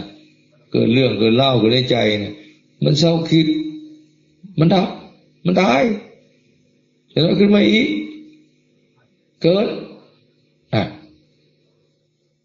แม้แต่เบิ่งลมหายใจนี่เห็นบ่การเกิดลมเกิดดับของลมเห็นบ่ลมหายใจเกิดดับเห็นบ่เบิ่งเป็นอยู่บ่ลมหายใจเกิดดับเบิ่งอยู่คุณแม่เห็นบ่ลมหายใจมันเกิดมันดับเห็นบ่เห็นสิทาเบิ่งแต่ตอนเขาโล่งบุญบ่แล้วสิเบิ่งได้ตัวนั้นเจ้าของตายเบิ่งบ่ได้เด้มันบ่ได้หูจักจังได๋ตอนนั้น มันตายเลยสิไปนะโอ้คุณสิทาเบื้องต้นขน้อยตายใจขาดบ่ได้เบื้องต้นนี่ลมหายใจเข้าหายใจออกนี่ก็เห็นขันเบิ่งเป็นลมหายใจเข้าปรากฏขึ้นมันเกิดพอมันหายใจเข้ามันเคลื่อนย้ายเข้าไปนั่นมันเปลี่ยนแปลงเปลี่ยนที่ตั้งมันไหลเข้าไปในเลยแปลว่าเกิดขึ้นในเบื้องต้นเปลี่ยนแปลงในท่ามกลางมันไหลเข้าสุดท้ายสุดแต่ดับไปล่ะนั่นรูปเกิดรูปดับด้วยน่ะกายเกิดกายดับโพลมหายใจเป็นกายนั่นลมหายใจปรากฏขึ้นนะเกิดแล้วพอมันลากไหลเข้าไปมันตั้งอยู่โสขณะหรือเปลี่ยนแปลงในธรรมกลางพอมันสุดดับลมหายใจปรากฏขึ้นหายใจออกปรากฏขึ้นไหลออกไหลออกไปแต่ไม่เปลี่ยนแปลงในธรรมกลางพอมันไหลออกไปนั้นเปลี่ยนแปลงแล้วมันเคลื่อนที่แล้วสุดดับนั่นแหละรูปเกิดรูปดับนะเห็นบ่บัดนี้น้ำเกิดน้ำดับคือจิตผู้รู้มันก็เกิดดับคือกันหูหายใจเข้าน่ะมันก็ตามหูว่าเขาลมหายใจดับมันดับมันสุดปุ๊บความหูว่าเขาก็ดับต่อไปมันนึกได้ก่อนออกได้บ่เนี่ยมันว่าออกก็หูตามหูมันออกมันความรู้สึกว่าออกเลยหูว่าออกก็หูว่ามันออกได้นามเกิดโดยจิตมันเกิดพอมันสุดปั๊บมันหูว่าออกก็ดับไปนั่นแหละนามเกิดนามดับหรือว่าจิตเกิดดับเห็นบ่ล่ะไหนนี่เบิ่งในขณะนี้เองมันเที่ยงอยู่ไสแหละบ่มีทางทั้งรูปและนามกายเลยส่วนที่เป็นกายคือลมหายใจก็บ่เที่ยงเกิดแล้วก็ดับเข้าลมหายใจเกิดขึ้นตั้งอยู่สขณะหลากไหลเข้าไปแล้วก็สุดแล้วก็ดับลมหายใจปรากฏขึ้นไหลออกไปดับหายใจใหม่ก็ขึ้นอีกหายใจเข้าเนี่ยมันเกิดดับเกิดดับเกิดดับตลอดนี่เพื่อในเบื้องในปัจจุบันเนี่ยนี่เลยเนี่ยอันนี้บ่ลองถ่าบ่แม่นถ่าไปหาเบื้องผู้อื่นตายโคโลมันยังบ่ตายก็บ่เห็นติละบาดนี่คันขึ้นหาผู้ตายก็ตายไปแล้วเอาไปจูดแล้วแต่ว่าเบิ่งในปัจจุบันในแนวนี้การเกิดดับในทุกอิริยาบถในกายเขาเนี่ยเกิดดับเกิดดับหมดตารับตลอดบ่ตานะบ่เนาะรับเลยพัดมือเลยพัดรับเที่ยงบ่ตานะหนังตานะบ่เที่ยงตอนมันมืนปรากฏขึ้นตาเขามืนซ่าๆนั่นมันเกิดอันมืนตาหนังตายืดขึ้นน่ะมันเกิดนะมันค้างอยู่ดับตอนมันยืดขึ้นมันยืดขึ้นน่ะดับมันค้างอยู่พอเฮาพับหนังตาลงอันการมืนตาก็ดับกลายเป็นหนังตาพับเข้าใส่กันนี่อันมืนตาแล้วก็ดับไปกลายเป็นลับตายังค้างอยู่เห็นบ่นี่หนังตาก็รับมืนมันสิเที่ยงยังไงล่ะนั่นแหละมันเกิดดับทุกอย่างเลยในอิริยาบถเหยียดคู่กับมือคือกันเอามือเข่าหรือยกมือขึ้นวางกี้นี่เอามือหัวเข่านี่มันตั้งอยู่ พอเฮายกขึ้นวิดหัวเข่าเห็นบอกคนเห็นไว้นิ่งนะอ้าวอันมือว่างหัวไว้หัวเข่าดับไปกลายเป็นมือยกขึ้นเป็นคนละอย่างเลยนะเป็นคนละเวลาเป็นคนละอย่างเลยหรือเดินจงกรมนั่นสิเนี่ยคณะเบิ่งเรียบทในการเดินเบิ่งการเกิดดับของขาของตีนที่มันยกขึ้นก้าวไปเหยียบลงเห็นหูเกิดหูดับยืนอยู่อันนี้สภาพการย่างบ่ปรากฏพอยกตีนขึ้นตีนที่จุพื้นอยู่ดับไปกลายเป็นตีนยกขึ้นยกจึงไว้จังน้อยมันข้างอยู่นี้พอก้าวขาไปการจึงอยู่วางกินี่ดับกลายเป็นขาที่ก้าวไปพอย้อนตีนลงอันขาที่มันก้าวไปสุดมันก็กลายเป็นตีนย้อนลงพอเหยียบลงพื้นการย่างกระดับกลายเป็นการเหยียบการยืนคือเก่าแต่ว่ายืนแบบจางขาเห็นบ่แต่ละระยะที่มันยกขึ้นก้าวไปเหยียบลงคู่เข่าเหยียดออกเป็นคนละอิริยาบถเป็นคนละตอนกันคนละหูตัวนี้เกิดขึ้นตัวเก่าก็ดับไปจังหวะนี้เกิดขึ้นจังหวะเก่าก็ดับไปอย่างนั้นเลยเห็นขันตาเบิ่งนี่อันนี้ก็สงบเด้อสงบเองใจนะของมันเบิ่งอยู่จ่อเบิ่งแต่ไอ้เรื่องการเคลื่อนไหวน่ะได้วัตถุบ่อนเอามือก็เห็นบอกเป็นฝึกไว้นี่อย่าไปหัวขวัญบนไหนอย่าว่าเป็นฝึกมวยจีนโมเมนต์ไหนเอามือเข้าเอามือออกเอามือขึ้นมือลงนะโอ้เป็นมือข้างนี่ได้ทั้งสมถะและวิปัสสนาถ้าหากเบิ่งอยากให้สงบซื่อๆตั้งใจให้มันเคลื่อนไหวขึ้นลงเหยียดออกคู่เข้าคันจิตจดจ่อให้สงบนั่นเป็นสมถะแต่คันรู้ว่าโอ้อันนี้เป็นคนละอย่างกันตัวนี้เกิดขึ้นตัวเก่าก็ดับไปนะหูบนิ่งๆว่างไว้หัวเข่าหรือว่าไว้หน้าตักมือนะพอเฮายกขึ้นอันตัวที่ว่างหน้าตักมันก็หายไปกลายเป็นเงื้อมือยกขึ้นมาหน้าท้องหรือหน้าเอิกพอเอามือออกมือที่ว่างหน้าเอิกภาพนั้นหูบตัวนั้นก็ดับไปกลายเป็นเอามือเหยียดออกคนละตอนนะคนละเวลาเนี่ยหูเก่าดับไปหูใหม่เกิดขึ้นพอเคลื่อนไหวไปทางไหนหูใหม่ปรากฏหูเก่าที่เป็นอยู่กินก็ดับไปเหมือน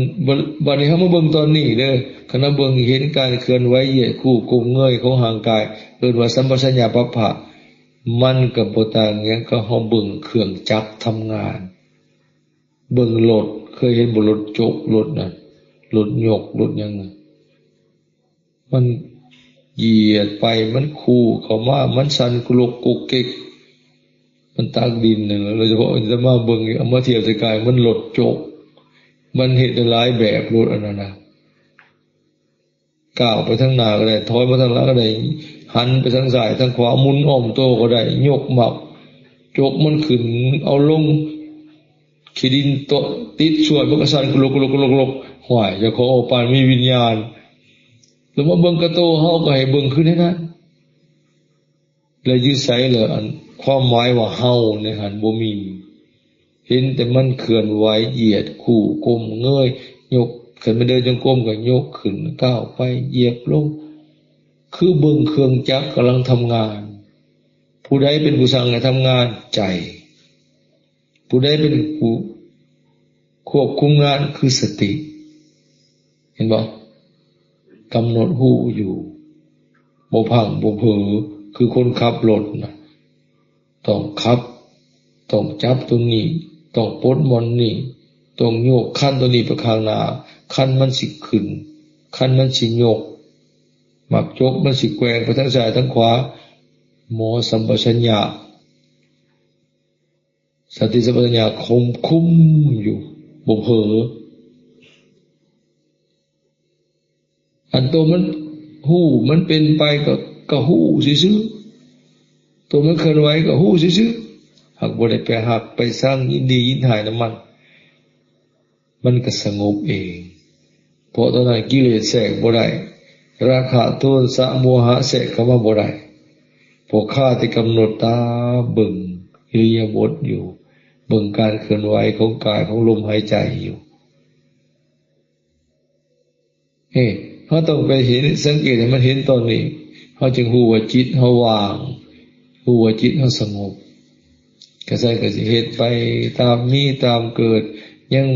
บ่เห็นว่ามันเป็นจังไดอันใดมันสงบคืออันใดอันใดมันเกิดมันดับ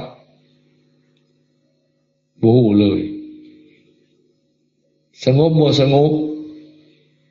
พอเขาตั้งใจเห็นมันก็สงบแต่เขาก็บ่รู้ว่าอีหยังเป็นอีหยังคือเก่าบ่เกิดปัญญาเอื่นว่าได้แต่สมถะเห็นบ่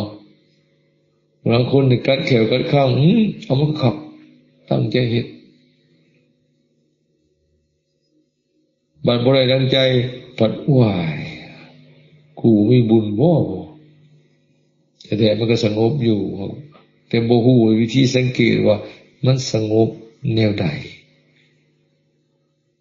ตอนใดบ่ฮู้นี่นะครับปฏิบัติบ่ฮู้มันจะเป็นจังซั่นแหละจังซั่น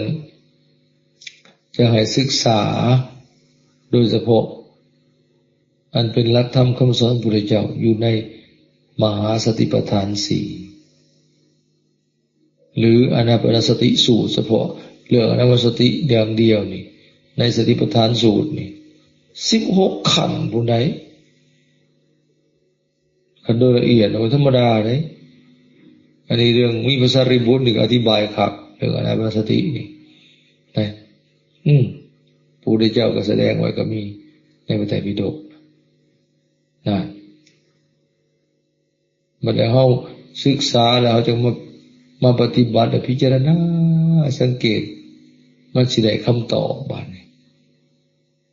มันสิแจ้งออกเนี่ยคันเฮาเข้าใจเข้าถึงคือดังกล่าวมาน่ะ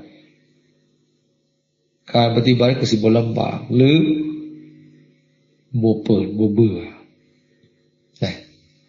เลยสัมผัสรสของสมาธิหลวงพ่อสุดท้ายว่าผู้นั้นสิได้นิพพานขันสิมลองได้สงบชั่วคราวก็เหมือนได้นิพพานชั่วคราวได้ฌานชั่วคราวก็เหมือนได้นิพพานชั่วคราวเพราะตอนนั้นมันสงบมันเยือกเย็นเบาโดยเฉพาะในฌานที่3เนี่ยมันสิมาเข้าหลายมันยังมีสุขอยู่ดิมันสิดื่มด่ำอิ่มเบิกบานตอนนี้กันยังอยู่ในสุขนี่ก็เขาฌานที่3นี่ก็หายห่วงแล้วแต่ฌานที่4แล้วมันระงับเลยมันดับไปเลยนะมันบ่ฮู้คันฮู้ออกมาว่าโอ้ยมีความสุขได้มันก็เสื่อมในฌานที่4มันก็มาอยู่ในฌานที่3มันดับพึบไปเลยนั่นมันฌานที่4ฮะมันดับเวทนาไปมันก็บ่ฮู้แล้วว่าเป็นสุขในใดตอนนั้นก็ยังฮู้เป็นสุขเป็นทุกข์อยู่ก็อยู่ในขันธ์ที่3เนาะนี่นะแต่ว่าฌานที่4นี่มันสงบดับลงไปเลยนี่มันก็ดีแล้วนึงมันก็ผักจิตนะบ่รู้สึกต่อโลกภายนอกยังเลยจนเบิดแห่งอธิษฐานผมจะมัวอยู่เบิดคืนนั่งเบิดคืนอยู่เลยคือก้อนหินนี่นะนั่นแหละเพิ่นจังนิยมว่าใครบ่สิไปเข้าฌานน่ะเพิ่นบ่มักอยู่ใกล้คนหรือกันอยู่ห้องอัดประตูยังล็อกก่อนอย่างดีใส่กับไปหาอยู่ห่างไกลจากบ้านผู้มงคลนะเรียกเข้าฌานสบายถึงบ่มีผู้รบกวน พอขั้นมีผู้ไปลงเกินตอนนั้นกับคนบาปอยู่ได้บาปนี่ผู้ตอนไปเขาชานไปกุมปุ๊บจะเป็นบ้าบ่จะเป็นอีหยังจะสิตายแล้วบ่จะคือแข็งแล้วนี่บ่จะคือบ่รู้สึกอีหยังแล้วเป็นอีหยังนี่บ่นั่งโตซื่อๆเฉยๆอยู่เนี่ยเป็นยังไงปุ๊บก็บ่ตื่นเป็นโมโหแล้วเขาชานนะเรือแล้วนอนเขาชานก็มีบางคนนอนเขาชานมีได้ผมไม่ได้นั่งเด้อเอาไปหูผู้บ่ฮู้ไปกุ้มปุ๊กบ่เนี่ยไปรบกวนสมาธิแล้วเลยไหนบอกน่ะมีเพื่อจะว่า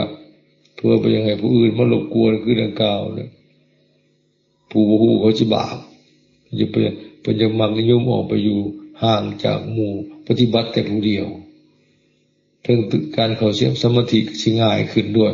เพราะมีเสียงบ่มีอันอื่นมารบกวนอะไรเป็นยังไงปีกโตอยู่แต่ผู้เดียวนะบำเพ็ญเพียรแต่ผู้เดียวอันนี้ตรงนี้น่าจะแท้เห็นบอกแต่พวกเขาก็อาศัยกัลยาณมิตรหมู่ดีคณะดีก็เพราะได้เป็นแบบเป็นอย่างหรือจูงกันแต่ปฏิบัตินี้ก็เป็นเรื่องเฉพาะตนเห็นบนนั่งสมาธิมันมากอดข้อกันนั่งในบริเวณไหนเฮ้ยนั่งน้ำกันเว้ยฉันนะกอดข้อกันโดยจงกรมบ่แม่นไหนเป็นบ่จับมือถือแขนกันอย่างบ่แม่นบัญญาก็อย่างไว้อย่างมันบ่นั่งก็นั่งไว้อย่างมันคือเขาถึงอยู่ที่นี่ห่วมกันปฏิบัติอยู่น้ำกันใกล้กันก็ต้องเป็นเรื่องเฉพาะตนปฏิบัติอิลีตั้งสติกำหนดหูกับจิตไผใจมั่นกายไผกายมั่นบ่แม่นให้ซอยกันไปดึงให้ซอยกันไปนั่นน่ะฝึกสมาธิแล้วดึงหันดึงนี่ซอยกันบ่แม่นนะมาซอยสมาธิข่อยแน่ฉันย่อขาข่อยขึ้นบ่ได้แม่นไหนแต่กันเนี่ยออกไปอยู่ห่างกันอีหลีแห่งดีห่างจนบ่ได้ยินเสียงไอเสียงจามเสียงเว้าเสียงจาแห้งดีผมมันสิบ่รบกวนสมาธิผู้หนึ่งไปสมาธิหนึ่งเพิ่นออกมาจะเว้าอยากล้มกันก็มีหมู่กันเลยเอาแล้วมากวนหมู่แล้วผู้กำลังปฏิบัติต่อเลยบัดนี้ฮะแม่นบ่อย่างนั้นแม้แต่เราหนังสือเราสู่แล้วยังก็ตามว่าผู้เดียวจมยังก็อยากจะไปว่าคันเห็นผู้อื่นฝึกสมาธิอยู่หิบออกไปไกลๆก็มีคนสิมาไถ่มาถามมาพัวพันอย่างก็จะเฝ้าเข้าไปแล้วนั่งสมาธิซิมใจดึงแขนออกไปรบกวนเพิ่นได้ดีที่สุดเลยโมเมนต์ตัวเองคือจากทองปฏิโมกข์ทองมดสูงขึ้นมากอะใส่ขึ้นไปโลดหมู่เราฝึกสมาธิอยู่ก็อาตาโตวาโยนาโตบ่ได้รบกวนโอ้ยหมอสมาธิอยู่มันก็ละสโตแล้วเราก็ได้คือกันสุดท้ายแล้วก็นึกเราละสโตไปนำแล้วคือไปร้องรำทำเพลงยิ่งเพลงเล่ามากแล้วก็สิลงไปร้องนำในใจเนี่ยของมันหูความเด็กสั่นระวังตรงนี้เห็นบอกเวลาฝึกเวลาเราปฏิบัติหัวกันอย่างนี้บ่ล้มบ่ว่ายังแม้ที่เห็นนั่นเขาคบแคกก็บ่เห็นจับนั่นคว้านี่เขาขวากขี้ก็บ่ควรนะได้ไปบางบ่อนมีงานก่อสร้างนอกโอ้ยก็เห็นก็ลำบากอยู่สร้างในวัดหรือเฮือนข้างวัดตัดหินเจียฉะนั้นเลื่อยโคบไฟฟ้าดังเข้าที่ก็มันก็รบกวนใครหน่อยนึงก่อนใครยังมันบ่แม่นภาษาคนก็นั้นบ่ใส่ใจก็ยังสงบง่ายอยู่เสียงลมพัด เสียงนกฮ้องเสียงเครื่องจักรเครื่องยนต์รถลากอันนี้บ่ค่อยมีอุปสรรคปานใดนอกจากมันดังเกินจนตื่นนะเมื่อเสียงปืนเสียงระเบิดมือดึงแนวตกแข็งๆปองขึ้นเลยอาจสิตื่นเสด็จได้นะหรือตกใจธรรมดาแต่การเสียงธรรมดามันเสมออยู่ก็บ่ค่อยมีปัญหาลมผ่านมาชามาผมมีปัญหาผมมันบ่ได้เป็นคำเว้านะเสียงนกฮ้องเฮาก็บ่ฮู้ภาษานกมันก็บ่ใส่ใจนะแต่การเสียงคนเว้ามันฮู้ความกันเนี่ยโอ้ยจิตมันแล่นตามไวนะเอาตัวนี้แหละน้องวันนี้น้องนะให้ตามหูใจตัวเองเด้อมันคิดยังก็หูแต่ว่ามันคิดอันนี้ก็เป็นวิธีที่ง่ายคิดดีก็ตามบ่ซอยมันคิดหูเท่าหัวมันคิดเลยก็หยุดมันก็ดับเองมันเนาะสังเกตมือข้างรถแม่นแต่พระนี่เขาผู้หนุ่มผู้น้อยนี่เขาจะรอดไปได้เด้อมันคืออยากซิกอยากไปหลิ่นไปกินไปเที่ยวยังก็อยากท่านมันขนามันเรื่อยๆแน่น่าคิดไปอีกแล้วโลเล่อีกแล้วมันก็หยุดและก็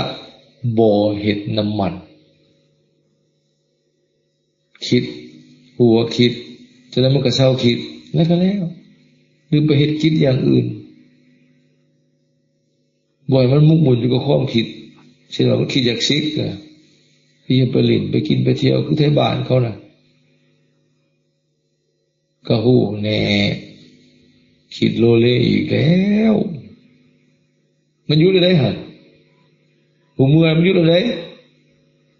อันยุดคิดเรื่องนั้นเรื่องที่ไปทั้งโลกนั่นนะเขาก็สิมาบอกลมหายใจยังก็แล้วแต่หรือเหตุคันยังฝึกตัวละเอียดบ่ได้เด้อสิบอกให้สินั่งสมาธิอีหลีก็โอ้มันก็บ่ยังบ่เก่งพอซะยังบ่แก่กล้าพอยังเอาบ่อยู่บางเทื่อเปลี่ยนมาทำกิจอันเป็นกุศลก็ยังดี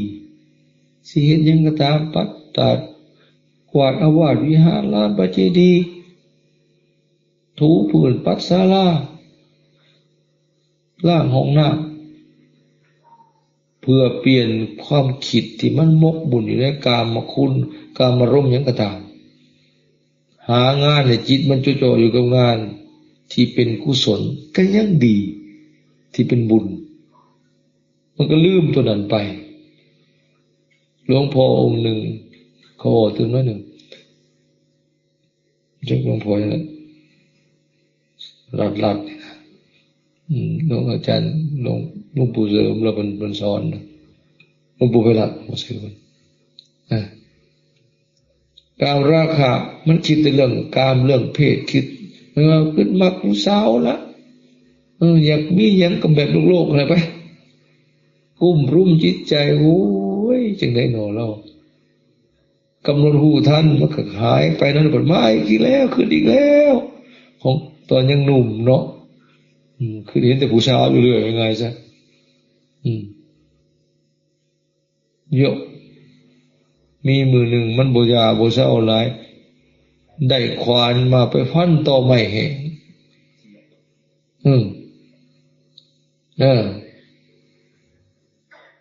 ฟันโยงฟันยี่เขาที่ไหนมันพาต่อนะฟันต่อมาจนหมุนเพื่อใช้ไข่แตกออกแล้วก็ห้องพ่อมึงมารอดมึงเก่งมารอดสนุกบริพันหัวคนในพันต่อไม้ฟันไหนมันเมื่อยจนเศร้าโผล่มันเราเศร้าขีดมันเมื่อย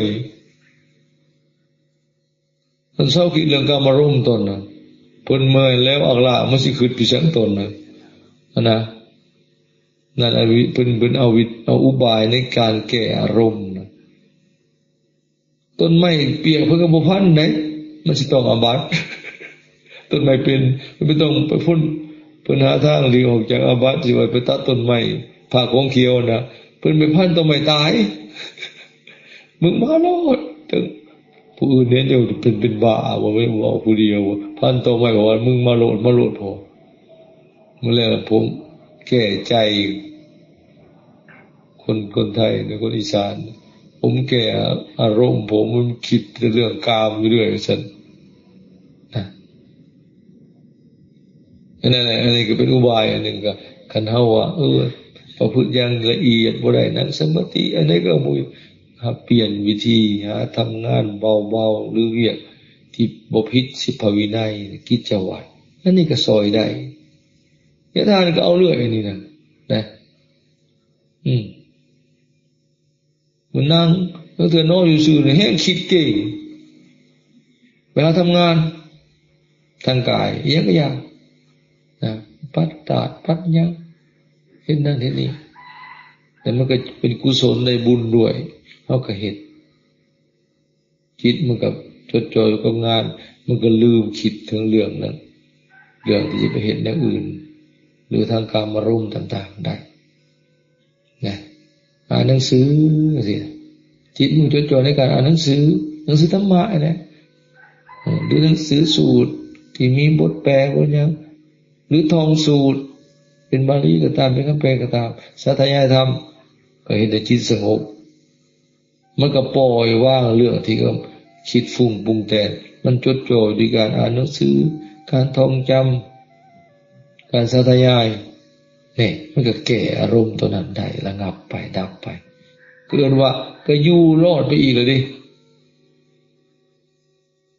ฝึกปฏิบัติแบบนี้คือว่ามาแหละชั่วโมงหนึ่งเหตุทำงานตัวนี้มันก็จิตโบกคิดไปเรื่องนั้นมันก็การมารมณ์แล้วนั้นซึ่งว่าผู้พักไฟทั้งกามมันก็หยุดไปในชั่วโมงหนึ่งจิตมันจะจ่ออยู่กับตัวนี้แต่อยู่ไปมือหนึ่งมันก็ผ่านไปมือหนึ่งก็ล่อไปเลยดิเห็นบอกผมแม่เลยว้ายบอกไว้เลยเว้ยมืออื่นนี่แหละอาทิตย์หน้านี่แหละ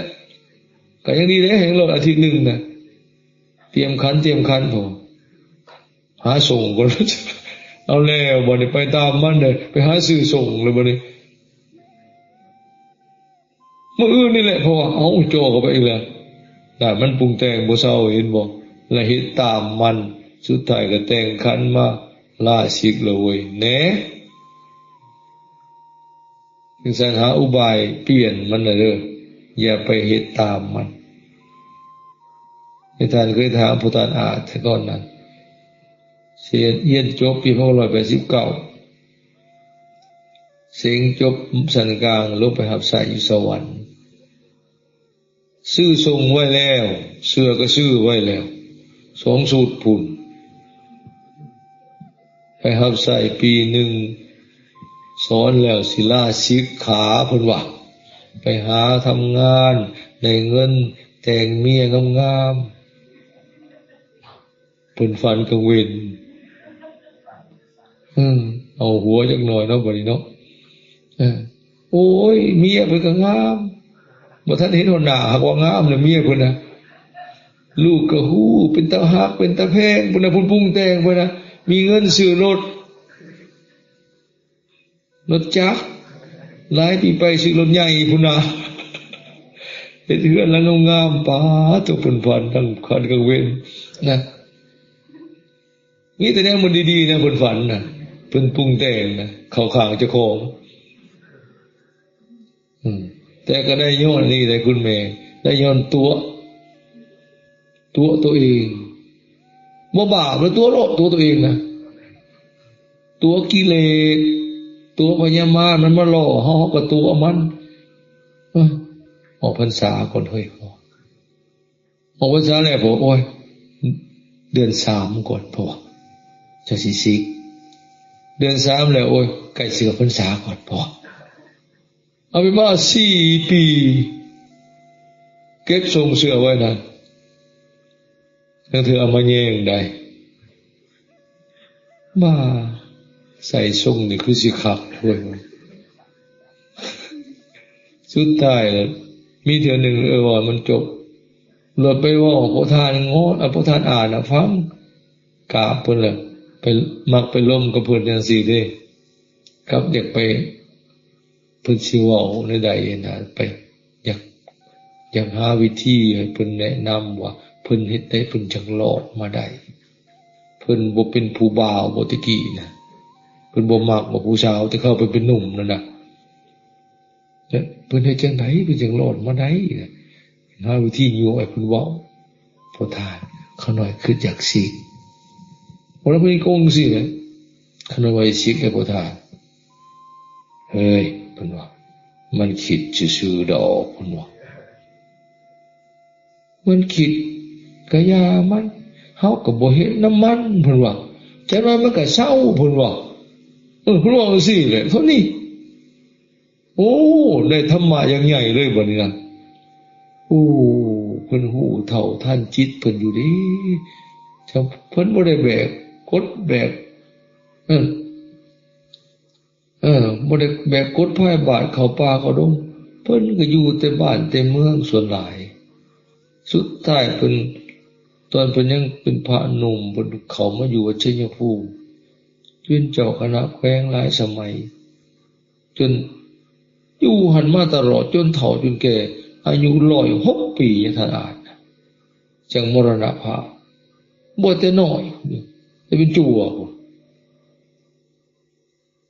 โอ้ยเพิ่นสู้กับกิเลสเพิ่นหาอุบายล่อหลอกมันลบหลีกมันได้เพิ่นจังรอดมาเพิ่นว่าง่ายๆว่ามันคิดซื่อๆดอกพุ่นน่ะจังนั้นมันก็เศร้าคิดก็ยามันแล้วเฮาก็บ่เฮ็ดน้ำมั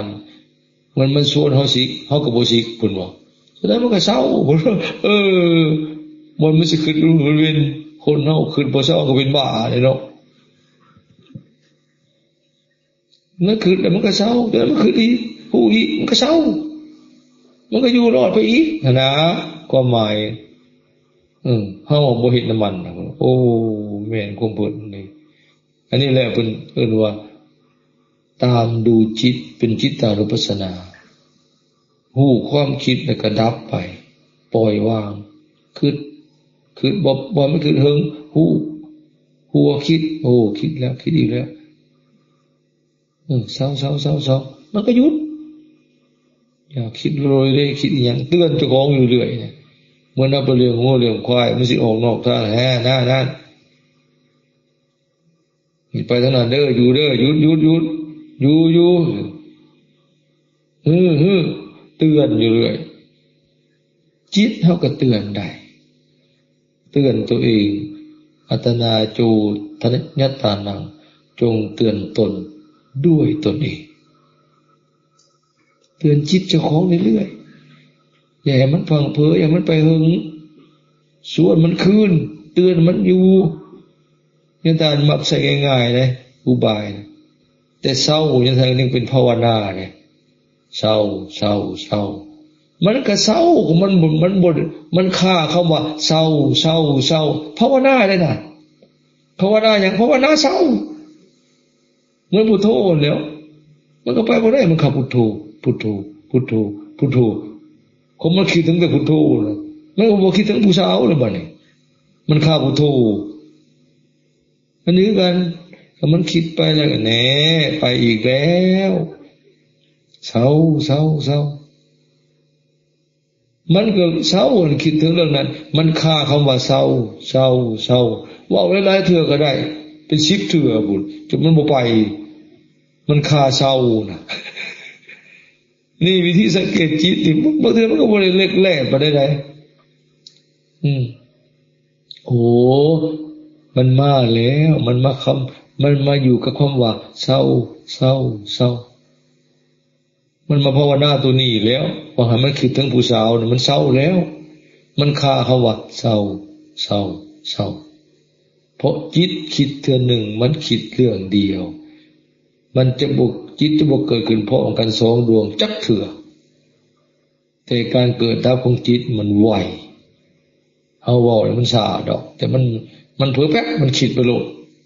หูปั๊บมันก็กลับมาสติเกิดโมหะกระดับโมหะเกิดสติฟังเผลอสติกระดับความหลงก็เกิดก็เพลินคิดไปหูเมื่อปั๊บมันก็หยุดนั่นแหละจิตตานุปัสสนา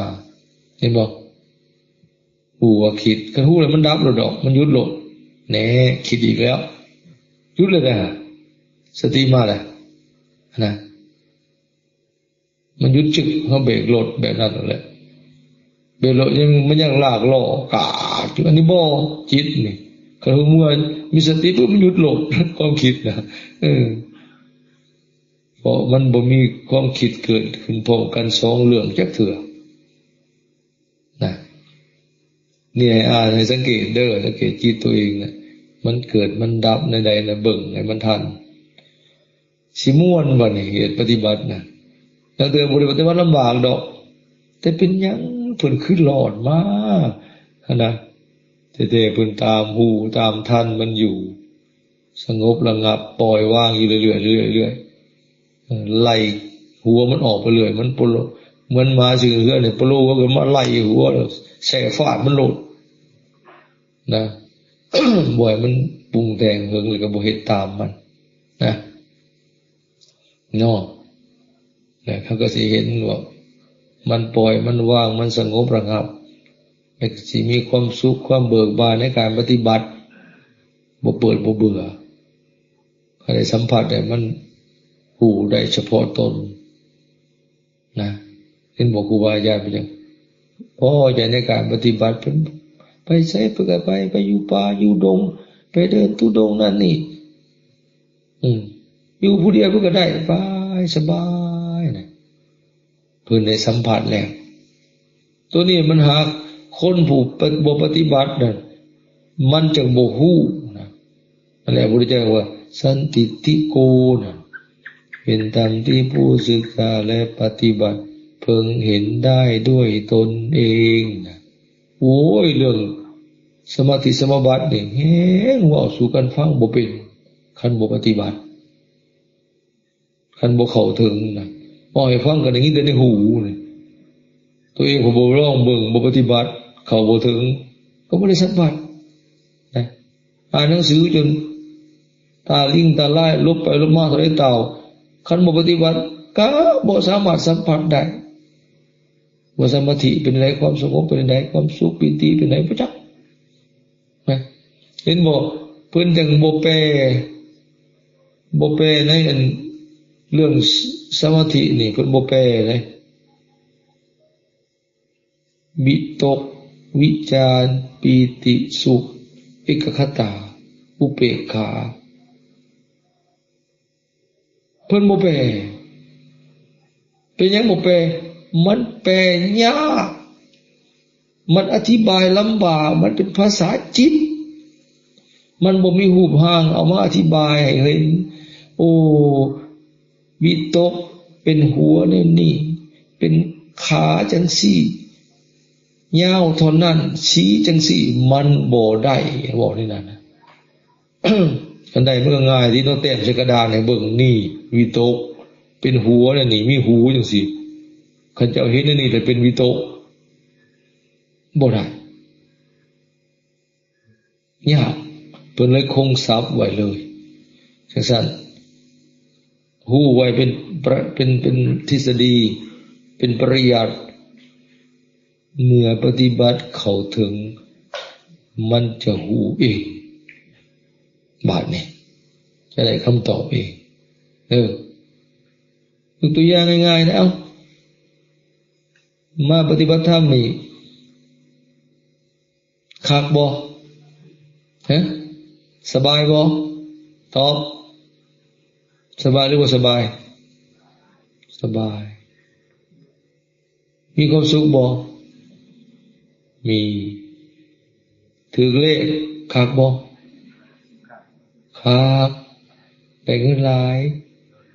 ดีใจเห็นบ่น่ะบัดนี้เกิดมีคนมาสอดีใจเป็นจังได เจ้าว่าให้คอยเบิ่งเนี่ยมันเป็นโตจังใดอธิบายได้บ่ว่านี่บ่มีทางมันบ่หน้าตาเป็นจังไดอันดีใจชื่นใจเอามาให้เฮาเบิ่งได้ดูเฮ้ยอธิบายบ่เป็นเลยมันบ่อยากฮู้ว่ามันมีความสุขในใดมันดีใจมันชื่นใจผู้นั้นต้องเป็นเองเป็นบ่ผู้นี้ว่าให้ฟังจักสิเว้าจังได๋แล้วมันดีใจเฮ้ยแม้แต่ทุกข์ใจก็คือกันบัดนี้คันบอกผู้นั้นผู้นี้แล้วละม่วนสบายอยู่โอ้ยจะไม่กูอุกอังเด้แม่นหยังเฮ้ยอุกอังมันเป็นโตจังได๋อธิบายได้บ่บ่ได้มันเป็นสภาวะของจิตต้องรู้ได้เฉพาะตนเป็นเองจังรู้ได้แม่นบ่บัดสมาธิ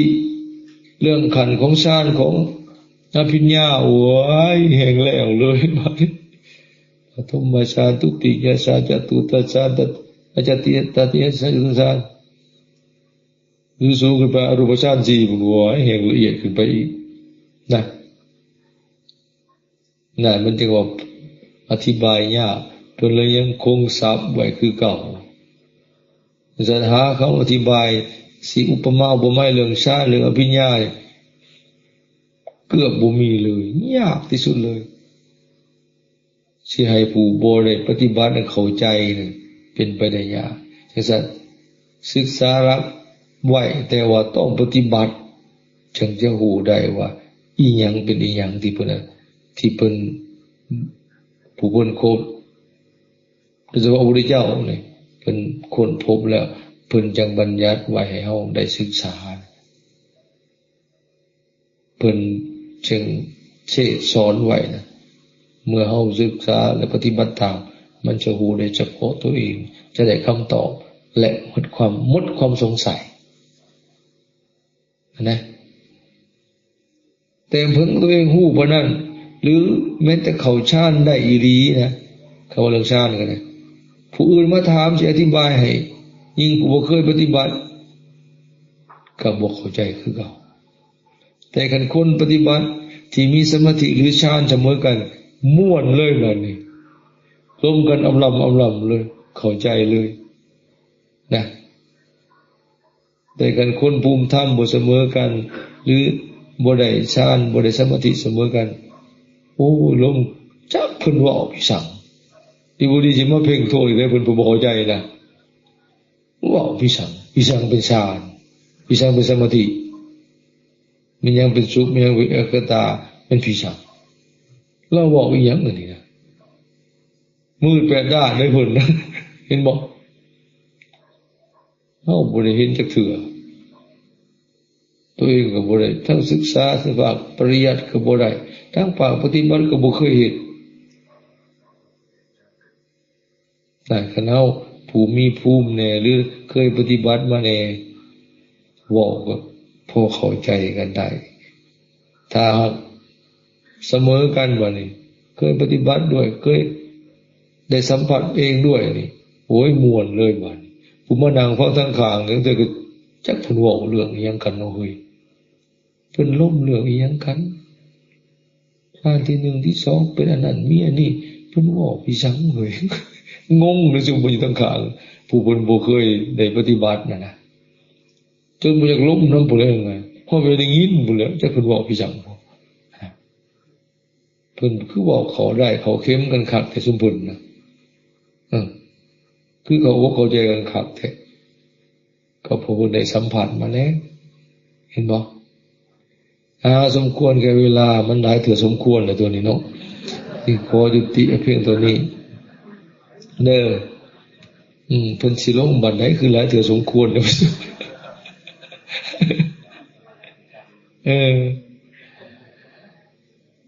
ก็เว้าเรื่องนี้มันม่วนไม่ออกครูบาอาจารย์จะถ่ายก็ม่วนจนลืมเมื่อยหมดเลยก็เรื่องเทศน์เรื่องหยังเรื่องฝากปฏิบัตินี่มันม่วนไหนอยากให้รู้อยากเข้าใจบ่แม่นแต่เวลามันจำกัดนี่แหละค่ะคือเอามาแล้ว กันมันจะอยู่หลายมือก็สิเว้าไปตามลำดับแต่ละอย่างแต่เวลามันน้อยก็เลยเว้าหลายๆอย่างมาเว้าแต่ก็อยู่ในวนเวียนอยู่ในวงของการฝึกจิตนี่แหละในสติปัฏฐานนี่แหละนะบ่ได้ออกไปนอกแนวก็เลยยังไงเห็นทั้งส่วนที่เป็นวิจารณากายในกายจิตในจิตในสองอย่างเลยเอามือนี่นะสมควรแก่เวลาในท้ายที่สุดนี้ธรรมภาพขอน้อมนำคุณพระพุทธพระธรรมพระสงฆ์บุญกุศลใดที่เราได้สั่งสมรวมไว้จะมาเป็นที่จ้างที่พึ่งมาปกป้องคุ้มครองสุขอยู่ส่งเสริมให้เราท่านทั้งหลายจงเป็นผู้ประสบพบแต่ความสุขความเจริญในศีลเจริญในธรรมให้ยิ่งขึ้นไปจนตรัสเท่าถึงความพ้นทุกข์ทำให้แจ้งซึ่งพระนิพพาน